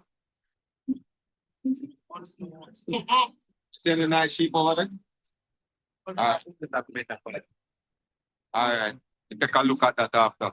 So me a live stream now. Anything I want to say? Yeah, national. Yeah, it's a national day. All right, don't matter say. All right. You know what? Yeah, this. All right. Come here, live stream now. Positive thing we're talking about today. All right, sir. Mr. Brown. In all the goats that you have, which is the best goat you have at the ground? Today. My personal view. Show me. So we're going to look at that devil's advocate. We're going to show him. I want somebody to show me. No, I don't want to point on him. I want you to show me. And this is a buck. This is a buck. Devil's advocate. Is this one of the imported bucks? Direct imported. Recently. Okay. And that's that dapple. How old is he? 15 months. And why do you think him is so special? What is it about? You need to go in here. Stop flying. What is so special? What is so special about it? Come in here for me now, Mr. Brown. We can't hear you from so far. What is so special about this thing? No, man, come, Mr. Brown. Oh, then I hear your opinion, not mine. Hear the experience. Come outside. Come outside. Come outside. Young man, come outside. Come outside. Drive him outside. Come. Come right up over it. Come right up over it. Come. Put him right here, sir. Come right here, sir, with it. So we're going to look at a goat now.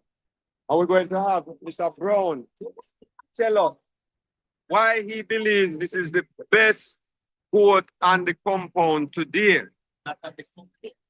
It's the best buck. So Mr. Brown is going to tell us, talk about this goat. So this is a recently imported goat. The bloodline is Devil's Advocate. And he is 15 months old here now. And we're going to look at him. Now, bone structure. Look at him bone structure. If you look on them cow foot here, we call them cow foot. You see the size of him foot? You see the foot? Look at him back legs. See those legs? No, I don't know if I agree with him if this is the best or not. But I'm just showing you some good things on this animal. Look at those legs. They are beautiful.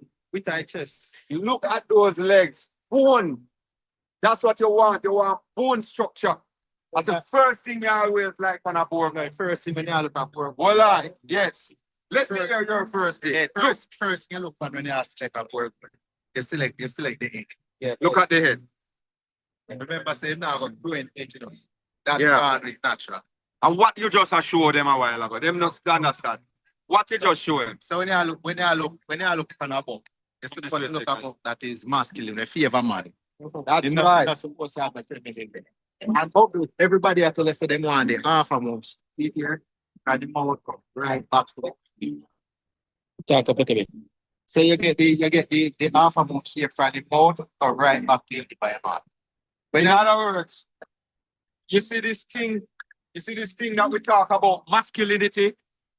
A man must look like a man, dress like a man. That's what the a man must look like a man. He mustn't look in a man's face and it look feminine and look like a girl. That's what this goat must look. Him face must look like a man. Sometimes you see the sheep, then you see the face all wrinkle up and look. You know, when you look at him face, you're afraid of him. So this is one of them. So my thing now, when me look at a boar goat, the first thing me look at, me have at the foot, me not look at head first. Me always like, me have to see the bone structure there. I like to see bone. After that now, head. That's for me. But for Brown, head. Then you look at the neck. To the shoulder. And you see this. You feel it don't feel enough bone a stick out.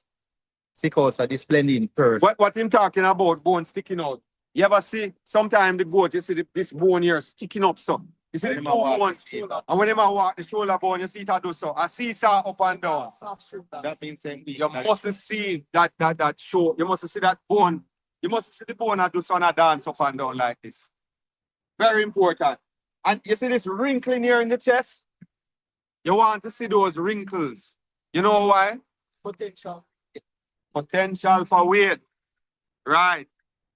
If it was straight out like here, so can't put no weight in there. But the skin allow him to put in weight inside there. And guess what now? We go to the chest. Width. That you want. You want to see a white chest.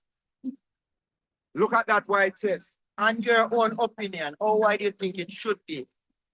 It matters to the size of the animal. Every goat different. Yes. But look at that chest. And one of the key. You have to talk up, bro. In chest not too wide. But if in chest too wide, that goes show off the whole right. alignment. So it has to be the word is balance. In chest supposed to be right. You have to look balance. You put them supposed to be right in chest. And you can ask it's perfect. When you come to look at him back. Before you go to back, I just want to make sure you understand, you know.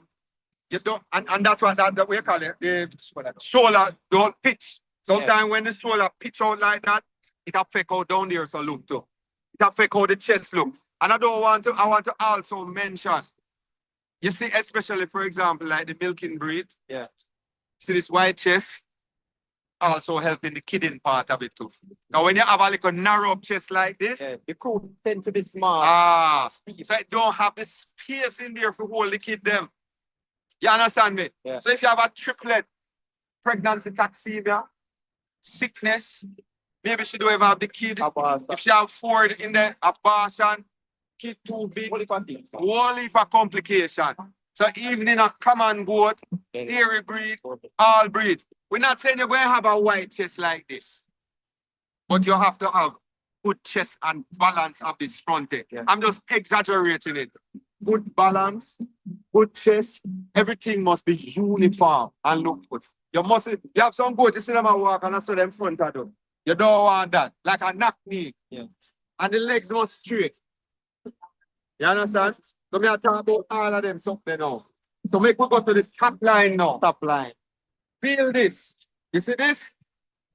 We can't span, we can't feel. Now when you come from bone, you feel the bone here. Feel this. My finger can't go cross where the bone, man. Yeah, must always feel like a loaf of bread. Right. Always like a loaf of bread. And when you feel that, you know why this is so, when you have such a wide rib line, you can put on the weight and can stretch going. It can pass down. And it's going to pass down to the females. The ram is half of the herd. The ram is half of your herd, half of that female. All right, so we're doing this. Before we go to the back part here, you want length of body. But bro, this looks short. I'm not short. You mean maybe? And this something I say it's a low ride. Yes. Low ride, I mean him low down to the ground. You have some boar with tall off of the foot, some of them low. And generally the South African boars were always low ride. Yeah. Yes, go ahead. Because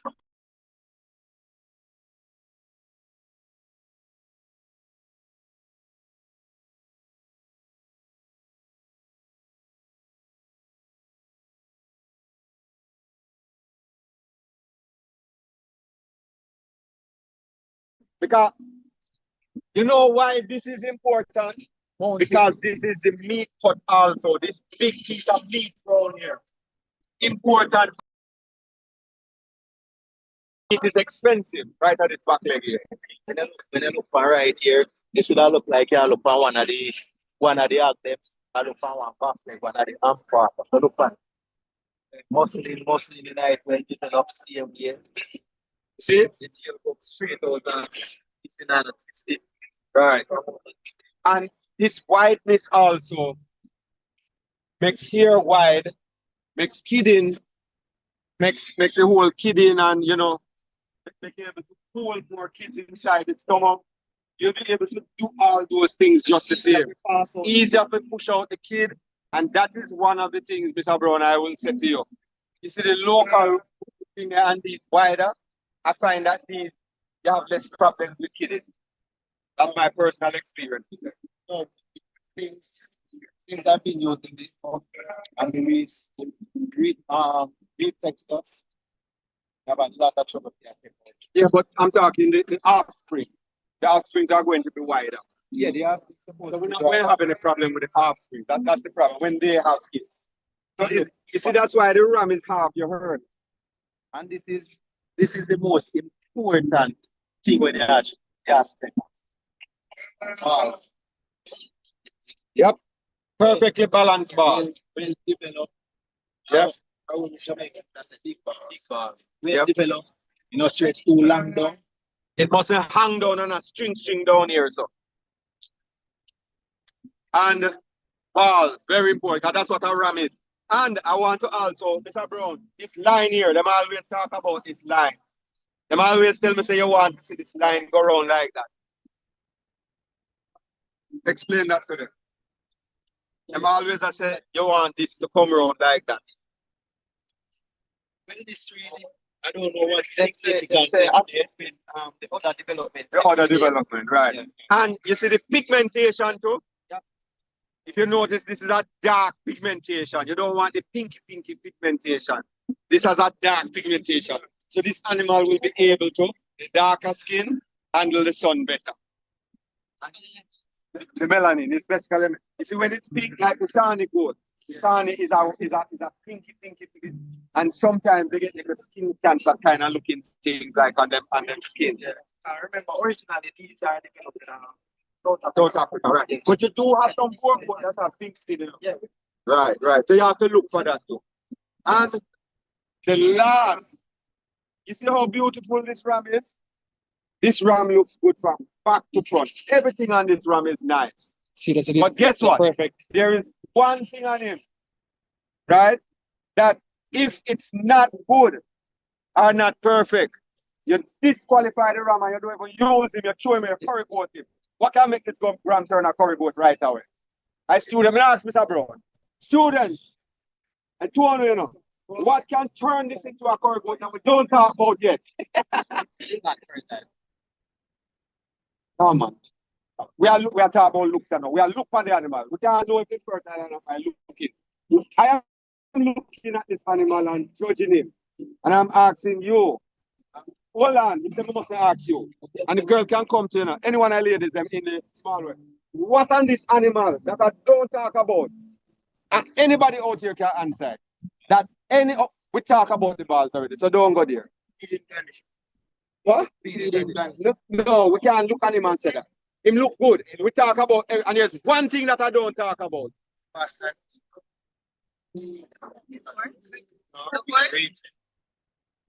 Talk about it. If you're going to say something, say it and explain what you're talking about. Don't just throw a word out. You don't sound confident in what you say. You have to explain what you tell me. Go on, so stand up and confidently tell me one thing on this animal, right? That you have to look for. And when you're going a goat pen and you see that, don't even look any further. As a ram goat, you walk, we leave it. As a buck, sorry. Just don't look at it. Whether buck or thing there. No man, we talk about the top line already. We talk about top line.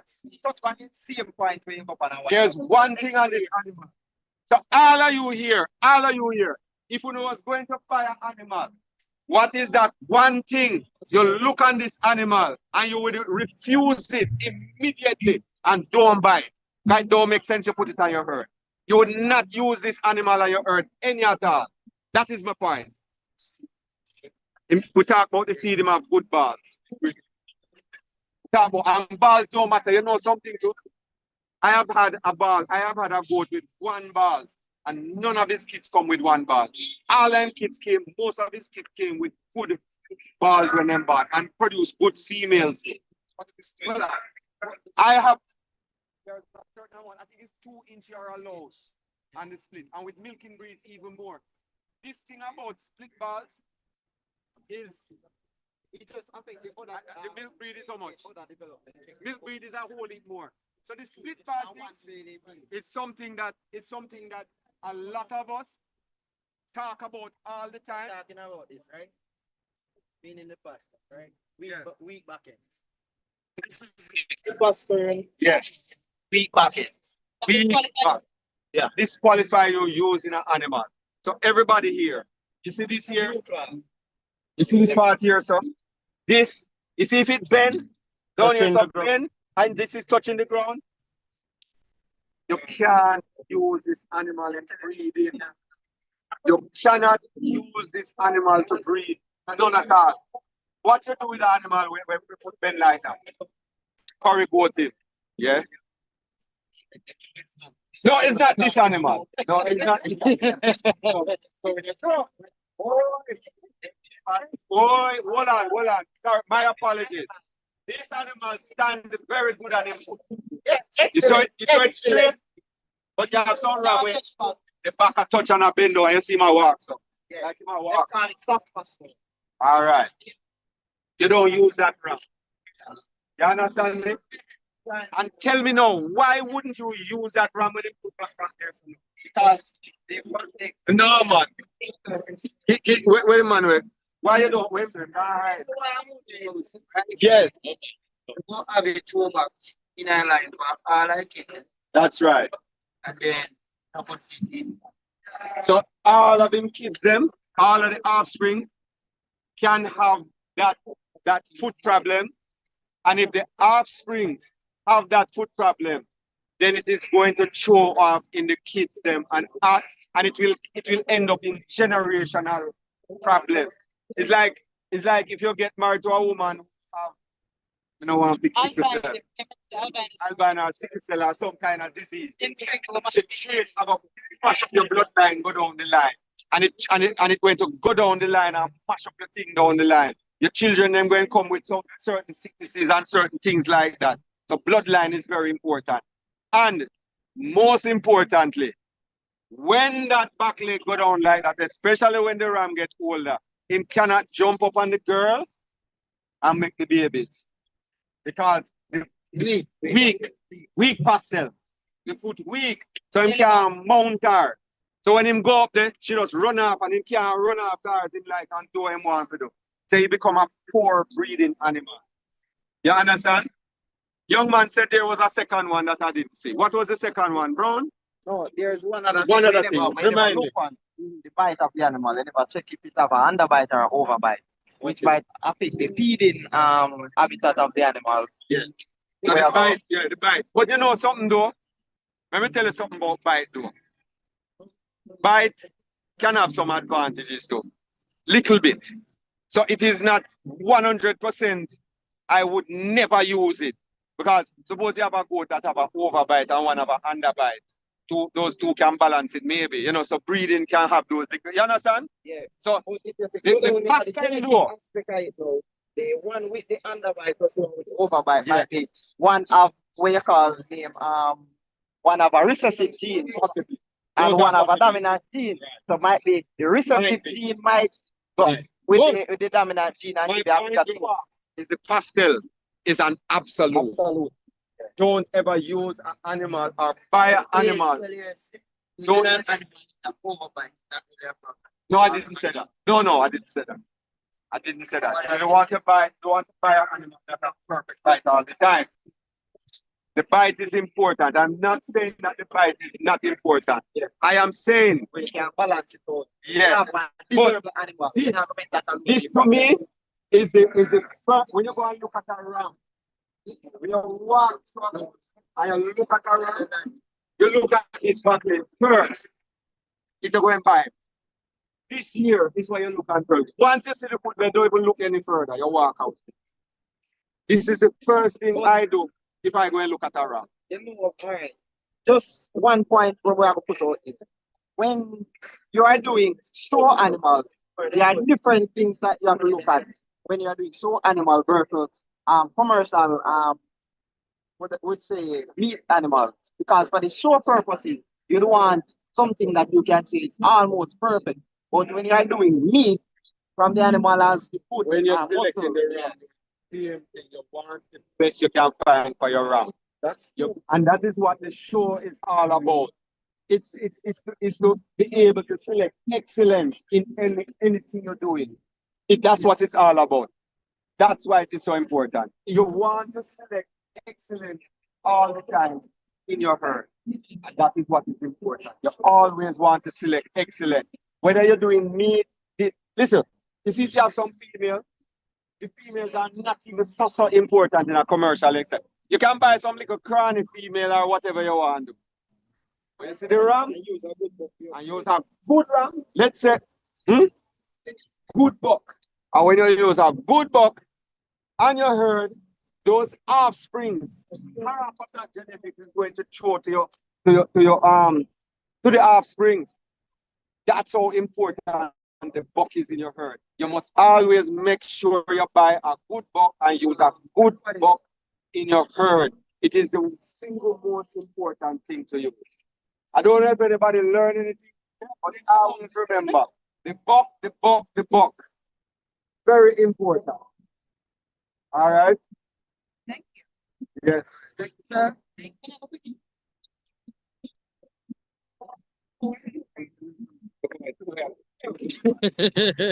All right. Mr. Brown, I want to look at a female. Give me a female. Yeah. All right. So what's your name? So this is Trevor Bernard, president of the Small Ruminants Association of Jamaica. And also, so it's this little thing here, you know, Small Ruminants Association of Jamaica, you can all see here. So live streaming on Small Ruminants Association that's happening right here now, along with other streaming. Right. Now, I'm president of the Small Ruminants Association of Jamaica. I'm also on the Jamaica Agriculture. I'm on the executive board of the Jamaica Agricultural Society, and I'm also the second vice president of Kingston and St. Andrew ABS. Okay. All right. So I represent Kingston and St. Andrew. The whole agriculture stuff. Question. How many years of experience you have? So I'm born in a boat as a child. Literally born in a boat? Not literal, but my father reared boat, so I was around boats from a child. So in those days, we never raised boat in pen like stuff. Let them go up to bring them in, push style. Yes. That's where I started. Where I come from basic one. Yes. You bring them to the grass, you bring the grass to the thing, everything goes to the grass. You bring the grass to the boat. That's how. Right? I heard you about how somebody can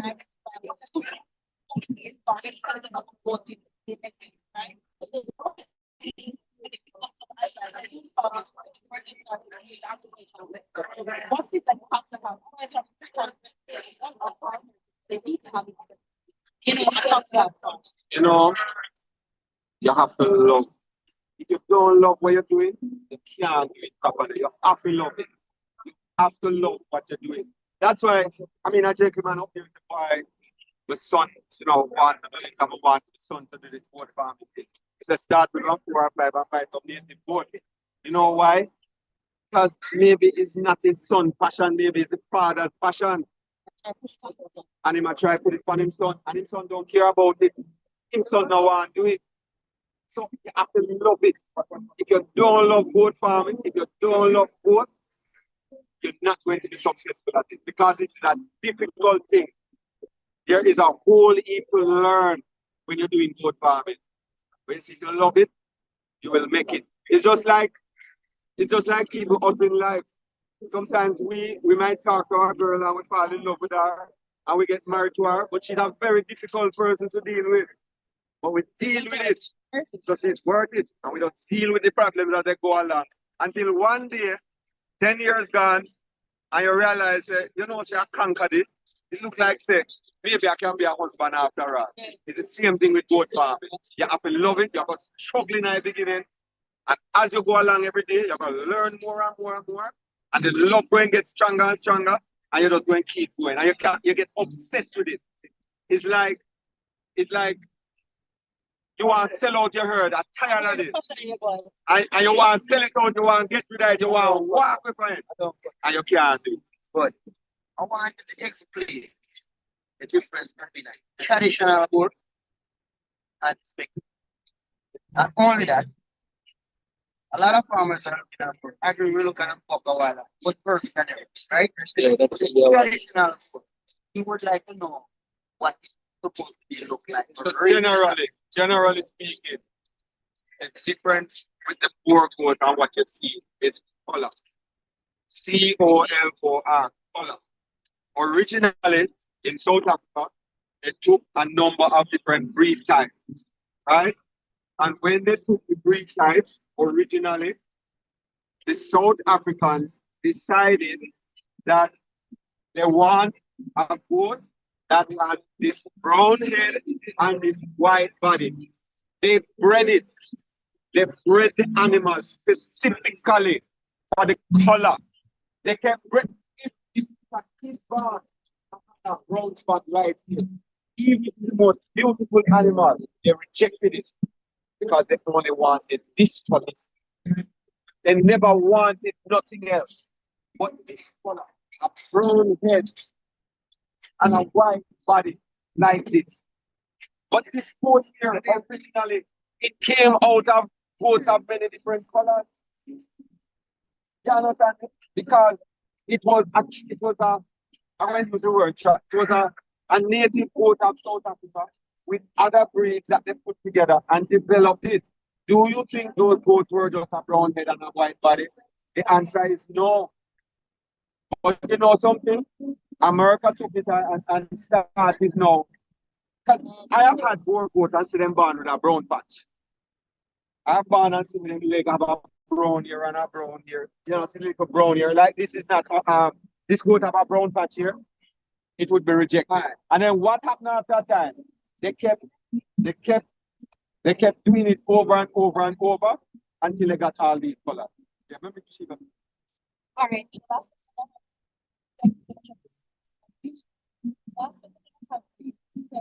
What is how many years have you been? I don't know how many years. But you know what I look forward to? Like I walk to this gentleman and he meet me. Mr. Bernard, why you know say I start goat farming? You know, say I was watching here, you know, and I decided my mind and said, I'm going to try this thing. Mr. Bernard, you know, say that work for me. This gentleman just sit down right there so and tell me that a while. It's a real testimony. Tell him. Him just tell me that.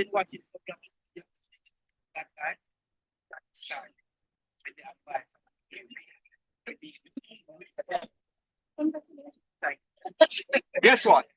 I walk from here and I'm talking to people. Maybe after I finish talking to these people right here, if one person leaves here and walk back and buy around and made the right choice, I feel good because I've improved somebody's life. And I believe that my purpose here is to improve people's lives. And I volunteer my time to help people to improve their lives. I don't ever show my goods in the showroom. That's not my interest. I don't really love showering and all of that.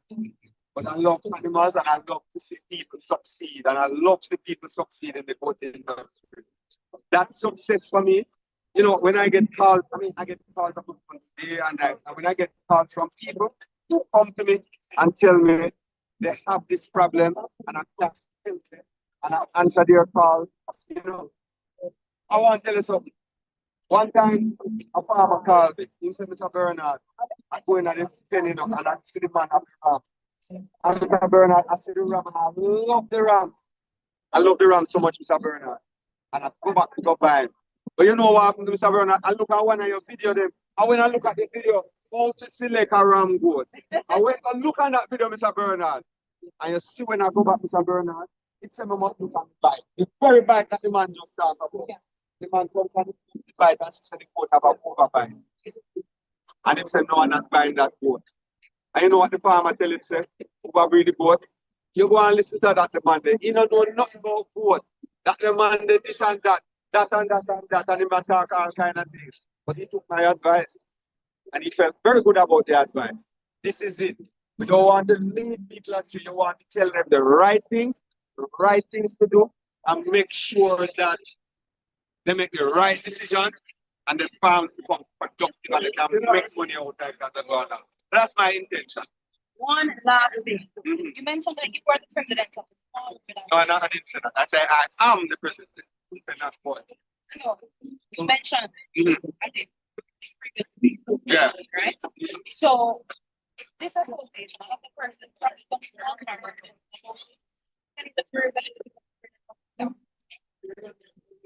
So I just had an interview with the first vice president a while ago. And so we start doing it. So we are advocacy, we are an NGO, and we advocate. Now, when you look at this Denbigh goat pen, we are a part of the design. We are a part of why this looks so good. So we speak with it. We have dialogue with the JS. We are on the board of JS. We represent the farmer. We talk to the minister. When we import goods to Jamaica, we are at the table. Yes. When we're doing semen and embryo and all of these things, the Small Ruminants Association, we have very pivotal role in making this happen. When we are at Denbigh, if this is not here, right? If we don't have this voting here, then we dead. Because Denbigh is all about small ruminants and what we do here. It is the main pivotal point. How much traffic inside here on the first day of the show. You see the traffic over anywhere else? And we have the traffic. Everybody comes to this Denbigh show to be here, to be right here, to see these boats and look at them and dream. People come here and dream. This is where dreams are started. A lot of people dream and start dreaming here. Young people come. Why we have so much young people involved in Small Ruminants? A lot of young people here. All of this voting here. And then this is what I love. You know, I love them. Like, Denbigh of food. You know what farmers I see? You know what I see that I see them all the time. So there's so much work in the background. I attend all the meetings and I'll speak with this, I'm attending country meetings, we meet as a group, and we have discussions, financial, quarrel with each other, we disagree with each other, we have massive amount of disagreement, you know, and guess what? And sometimes you find even we'll have you know, but at the end of the day, get it done. At the end of the day, with all the fighting and the quarreling and whatever might take place in the association, because, you know, we have women in there, we have men in there. And you find the women them disagree and quarrel, and the men them, what you call it now, masculinity. Getting nice and it muddle up things sometimes, but at the end of the day, we'll get it done.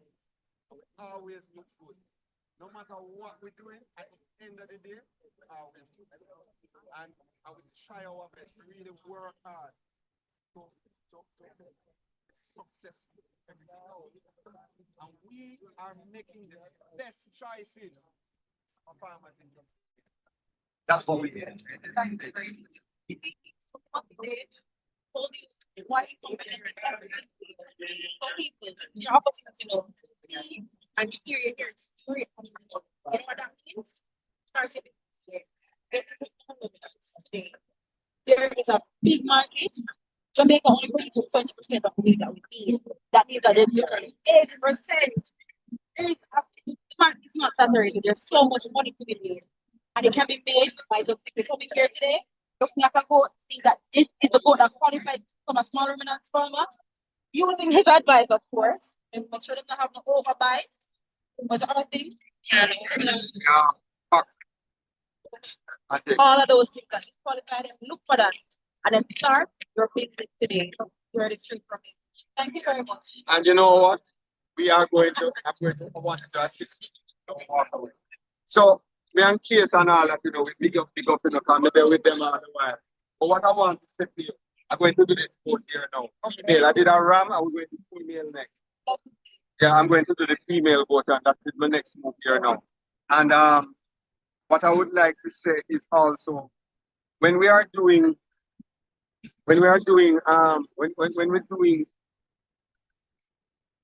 all of this goating, also what is very important is for farmers to visit other farmers and networking.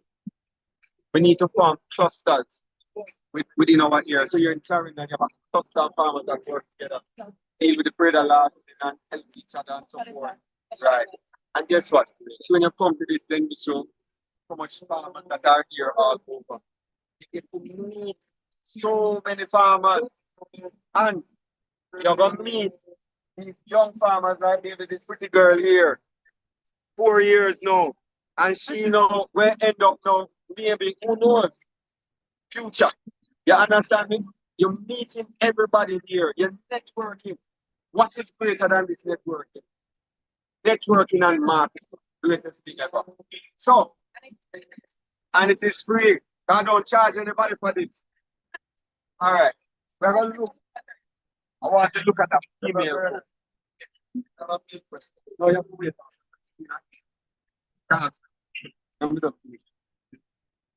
This here is a female goat. Where is this? Tell him what's coming.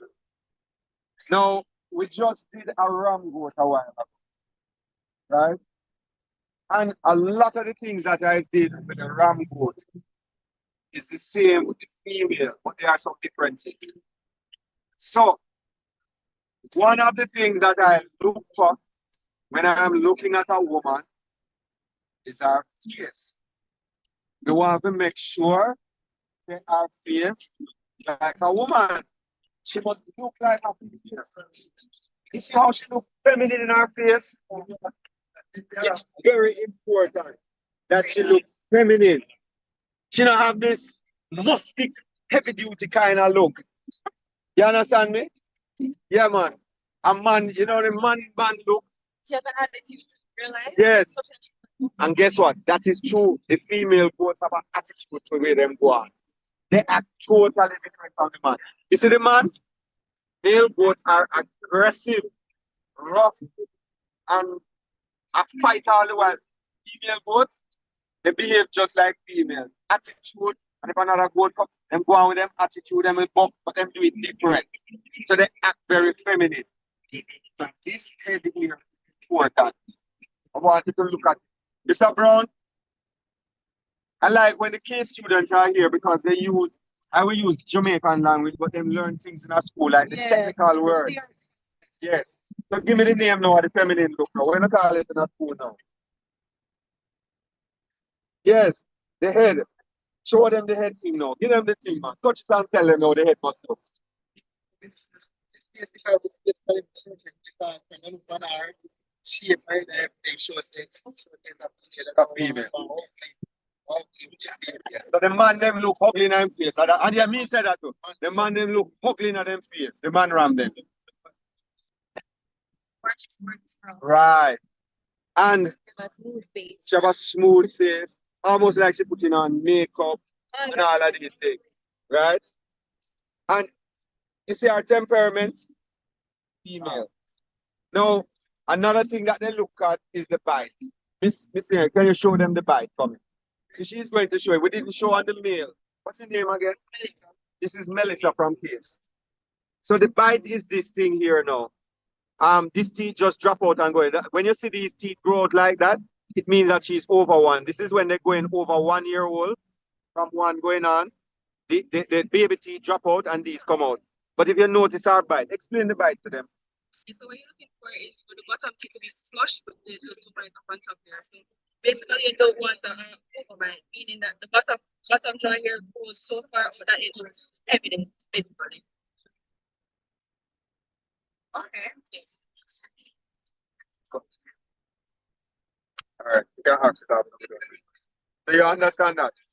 So the teeth overbite meaning push out like this, and the teeth don't come together. So when him goes up to tear it, the teeth don't touch the teeth. Them can hold on to the grass to tear it. And that's what it is important. You can't tear that grass. And that's why it is important. You have to be able to hold the grass and rip it and put it in it. Right. For the feeding. Feeding.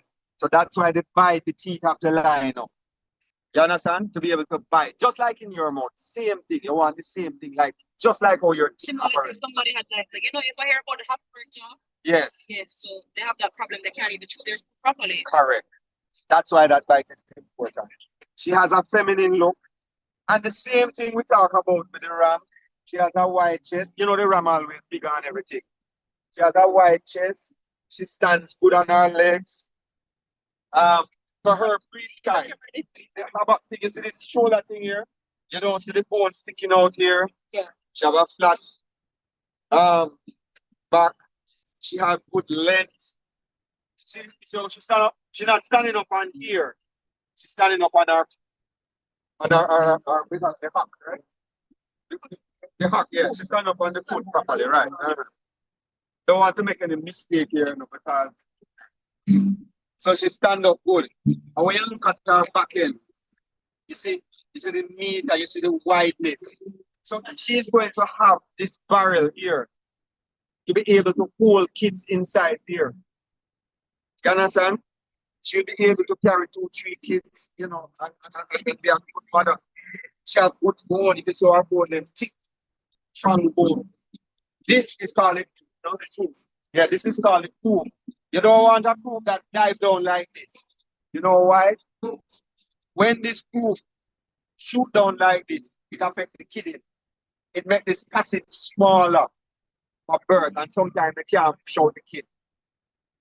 So this proof, them call it proof. You want that proof? She has a perfect proof. Almost. Understand? So this is a typical female goat. Onset, usually you don't want the hand rubbing inside the neck. Onset is also important, which I never spoke about before. The hand, sometimes the hand grow and rub in their neck here and cause problems. Anything on it? Yeah. So this is what you look for on active. And other, you want them to have, well, this is a young goat. Other attachment. You want good other attachment. Perfect other attachment. This is when it starts to back down. You'll see the bags. Yeah, the bags will come out here. You'll see the other coming along here. So, but she don't have kids yet, so you're not going to see. But you will see it come near. I think for dairy animals, you are only allowed 2 nipples. I think for the boar, you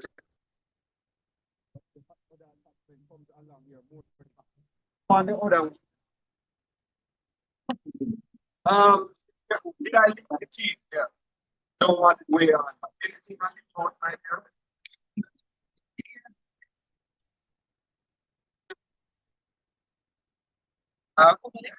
Basically, yeah. And this is a board. You had a question. And what would be the procedure? How long would it take to breed? It's preferable like animal. 5 to 6. 5 to 6. It will never come up. Would never become yeah. But it can. We always have genes in it that coming from the origin. You can't breed it out 100%. Yeah. So you have to use a full-bred animal or a purebred animal each for each female going down the line. Yes. So for everyone, you have to use. So you start by like 5 to 6. Yeah, 35. Yeah, usually at about 5 to 6 it become a purebred. So at 3/4, I think them call it F3 or something like that. And then you go F4, then F5, and then them start to call it purebred. Yes. Understand? Any other question? What? The traditional work. But it are Let me ask you something. Is it a bore? It is, but so let me ask you something. Me have this brown color and you have this black color, right?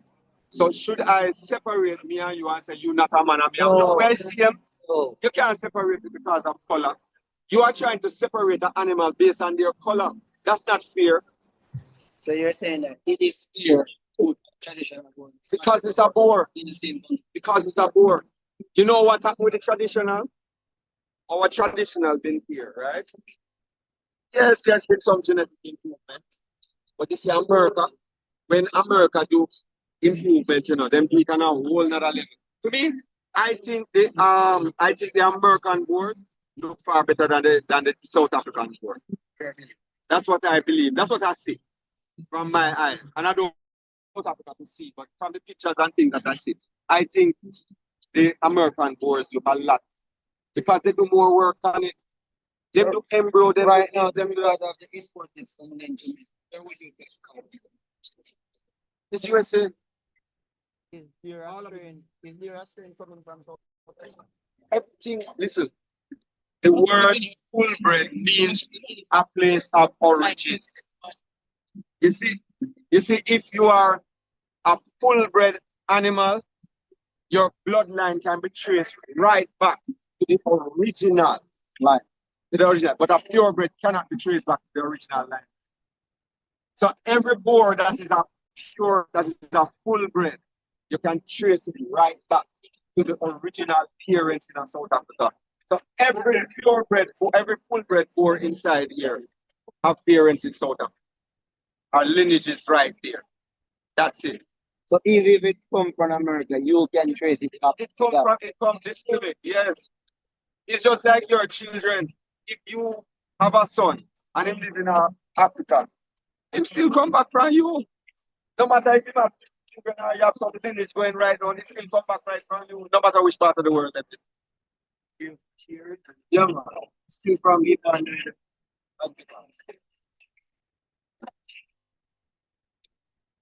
all right. Can I have yours now? Okay. Yeah, man. Thanks. No problem. Huh? Because I just think of all right. So, yeah, man, no problem. So, my boys are going to just go down by our tent, and then I'm going to sign off after this. So, hello. You know, so me have to talk to that young gentleman. I have to talk to him.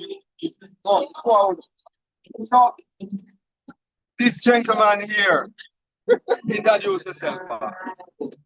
I am Morrison, and I'm the livestock officer for Kingston and St. Andrew. So that's our part, Brad.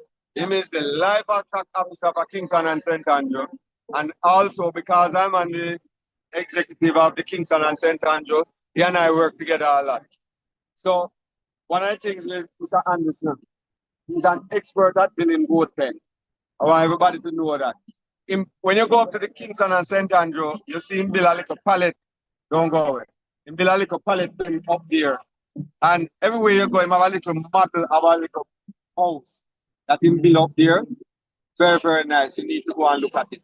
So anytime anybody wants to build goat pen, this is a resource person. He know a whole heap of people who can deal with it, and he can look and make sure so you're getting the right job done. Right, Samar? So this is the man to know. So what I normally do is then go so as you no longer can be expensive. What I normally do is like certain type of pallets. So it's not any pallets. So I recycle these pallets and I use them to construct each product. So you can always view and see how those houses actually look. Yeah. Yeah, man. So I was actually explaining to him that it's really low cost photos that I do. Right. So that I can really assist some of the farmers that cannot afford these expensive loans. So guess what? You can do any one of the houses because I'm the expert. You can do anyone. So it's not no low cost alone. You can do any kind of wood when you want. Including if I had a slatted floor with a plastic slatted floor to build, I could ask him to put it together for me because he's good like that. And this young gentleman now is one of the RADA officers. What's his name again? Michael Baker. Michael what? Baker. Michael Baker. So it's Ralph's son this. Right? So in here. So he's one of the RADA officers that go around with us and work along with us with Kingston and St. Anthony. And I just want to introduce you. You all learn how to build boat pen too. So you can handle yourself too. Alright, so we have those kind of people around us. If you want anything like that, reach out to me. And remember always I have all of these meshes. I sell all these meshes. I sell water on jacket, all of these things we have it. Now I have people that I can recommend if you want to build boat house and something. Alright. Alright, so going down by you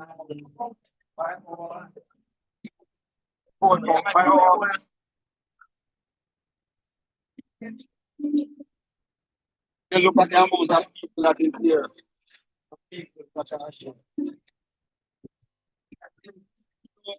Before I sign off today, over there, so right across from the Small Ruminants facility, the boat pens and all of that there is my booth where we have a group of companies that we support that I manage. Premier Energy Solution Limited, solar, anything to do with solar, farm equipment, air condition, solar water, different kind of machinery. Also, we have a scale company, industrial scale maintenance company, where we do weighing equipment, animal scale, truck scale, any kind of weighing equipment. That is where we do it. And we also have the waste management companies, where we do waste management services, including garbage collection across the island, Montego Bay, Kingston, Ocherius, all across the island. We do garbage collection.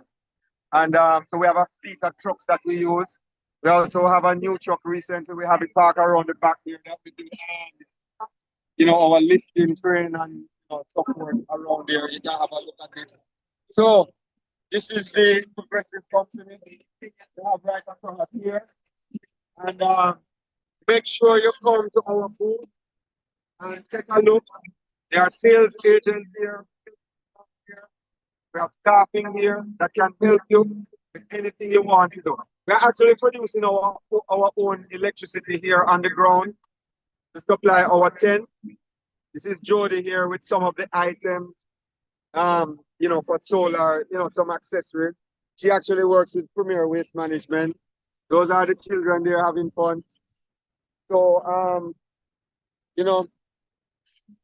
it's been a very long day, but very productive, and we had a great day today. And I hope to see all of you. Make sure you come to our booth and talk to Mr. Wilson for the solar, Jody, Premier Waste, Delvin Hutchinson, Scale Company, and Ryan Butler, the Jamaica Waste Management. All right, so bye-bye, everyone.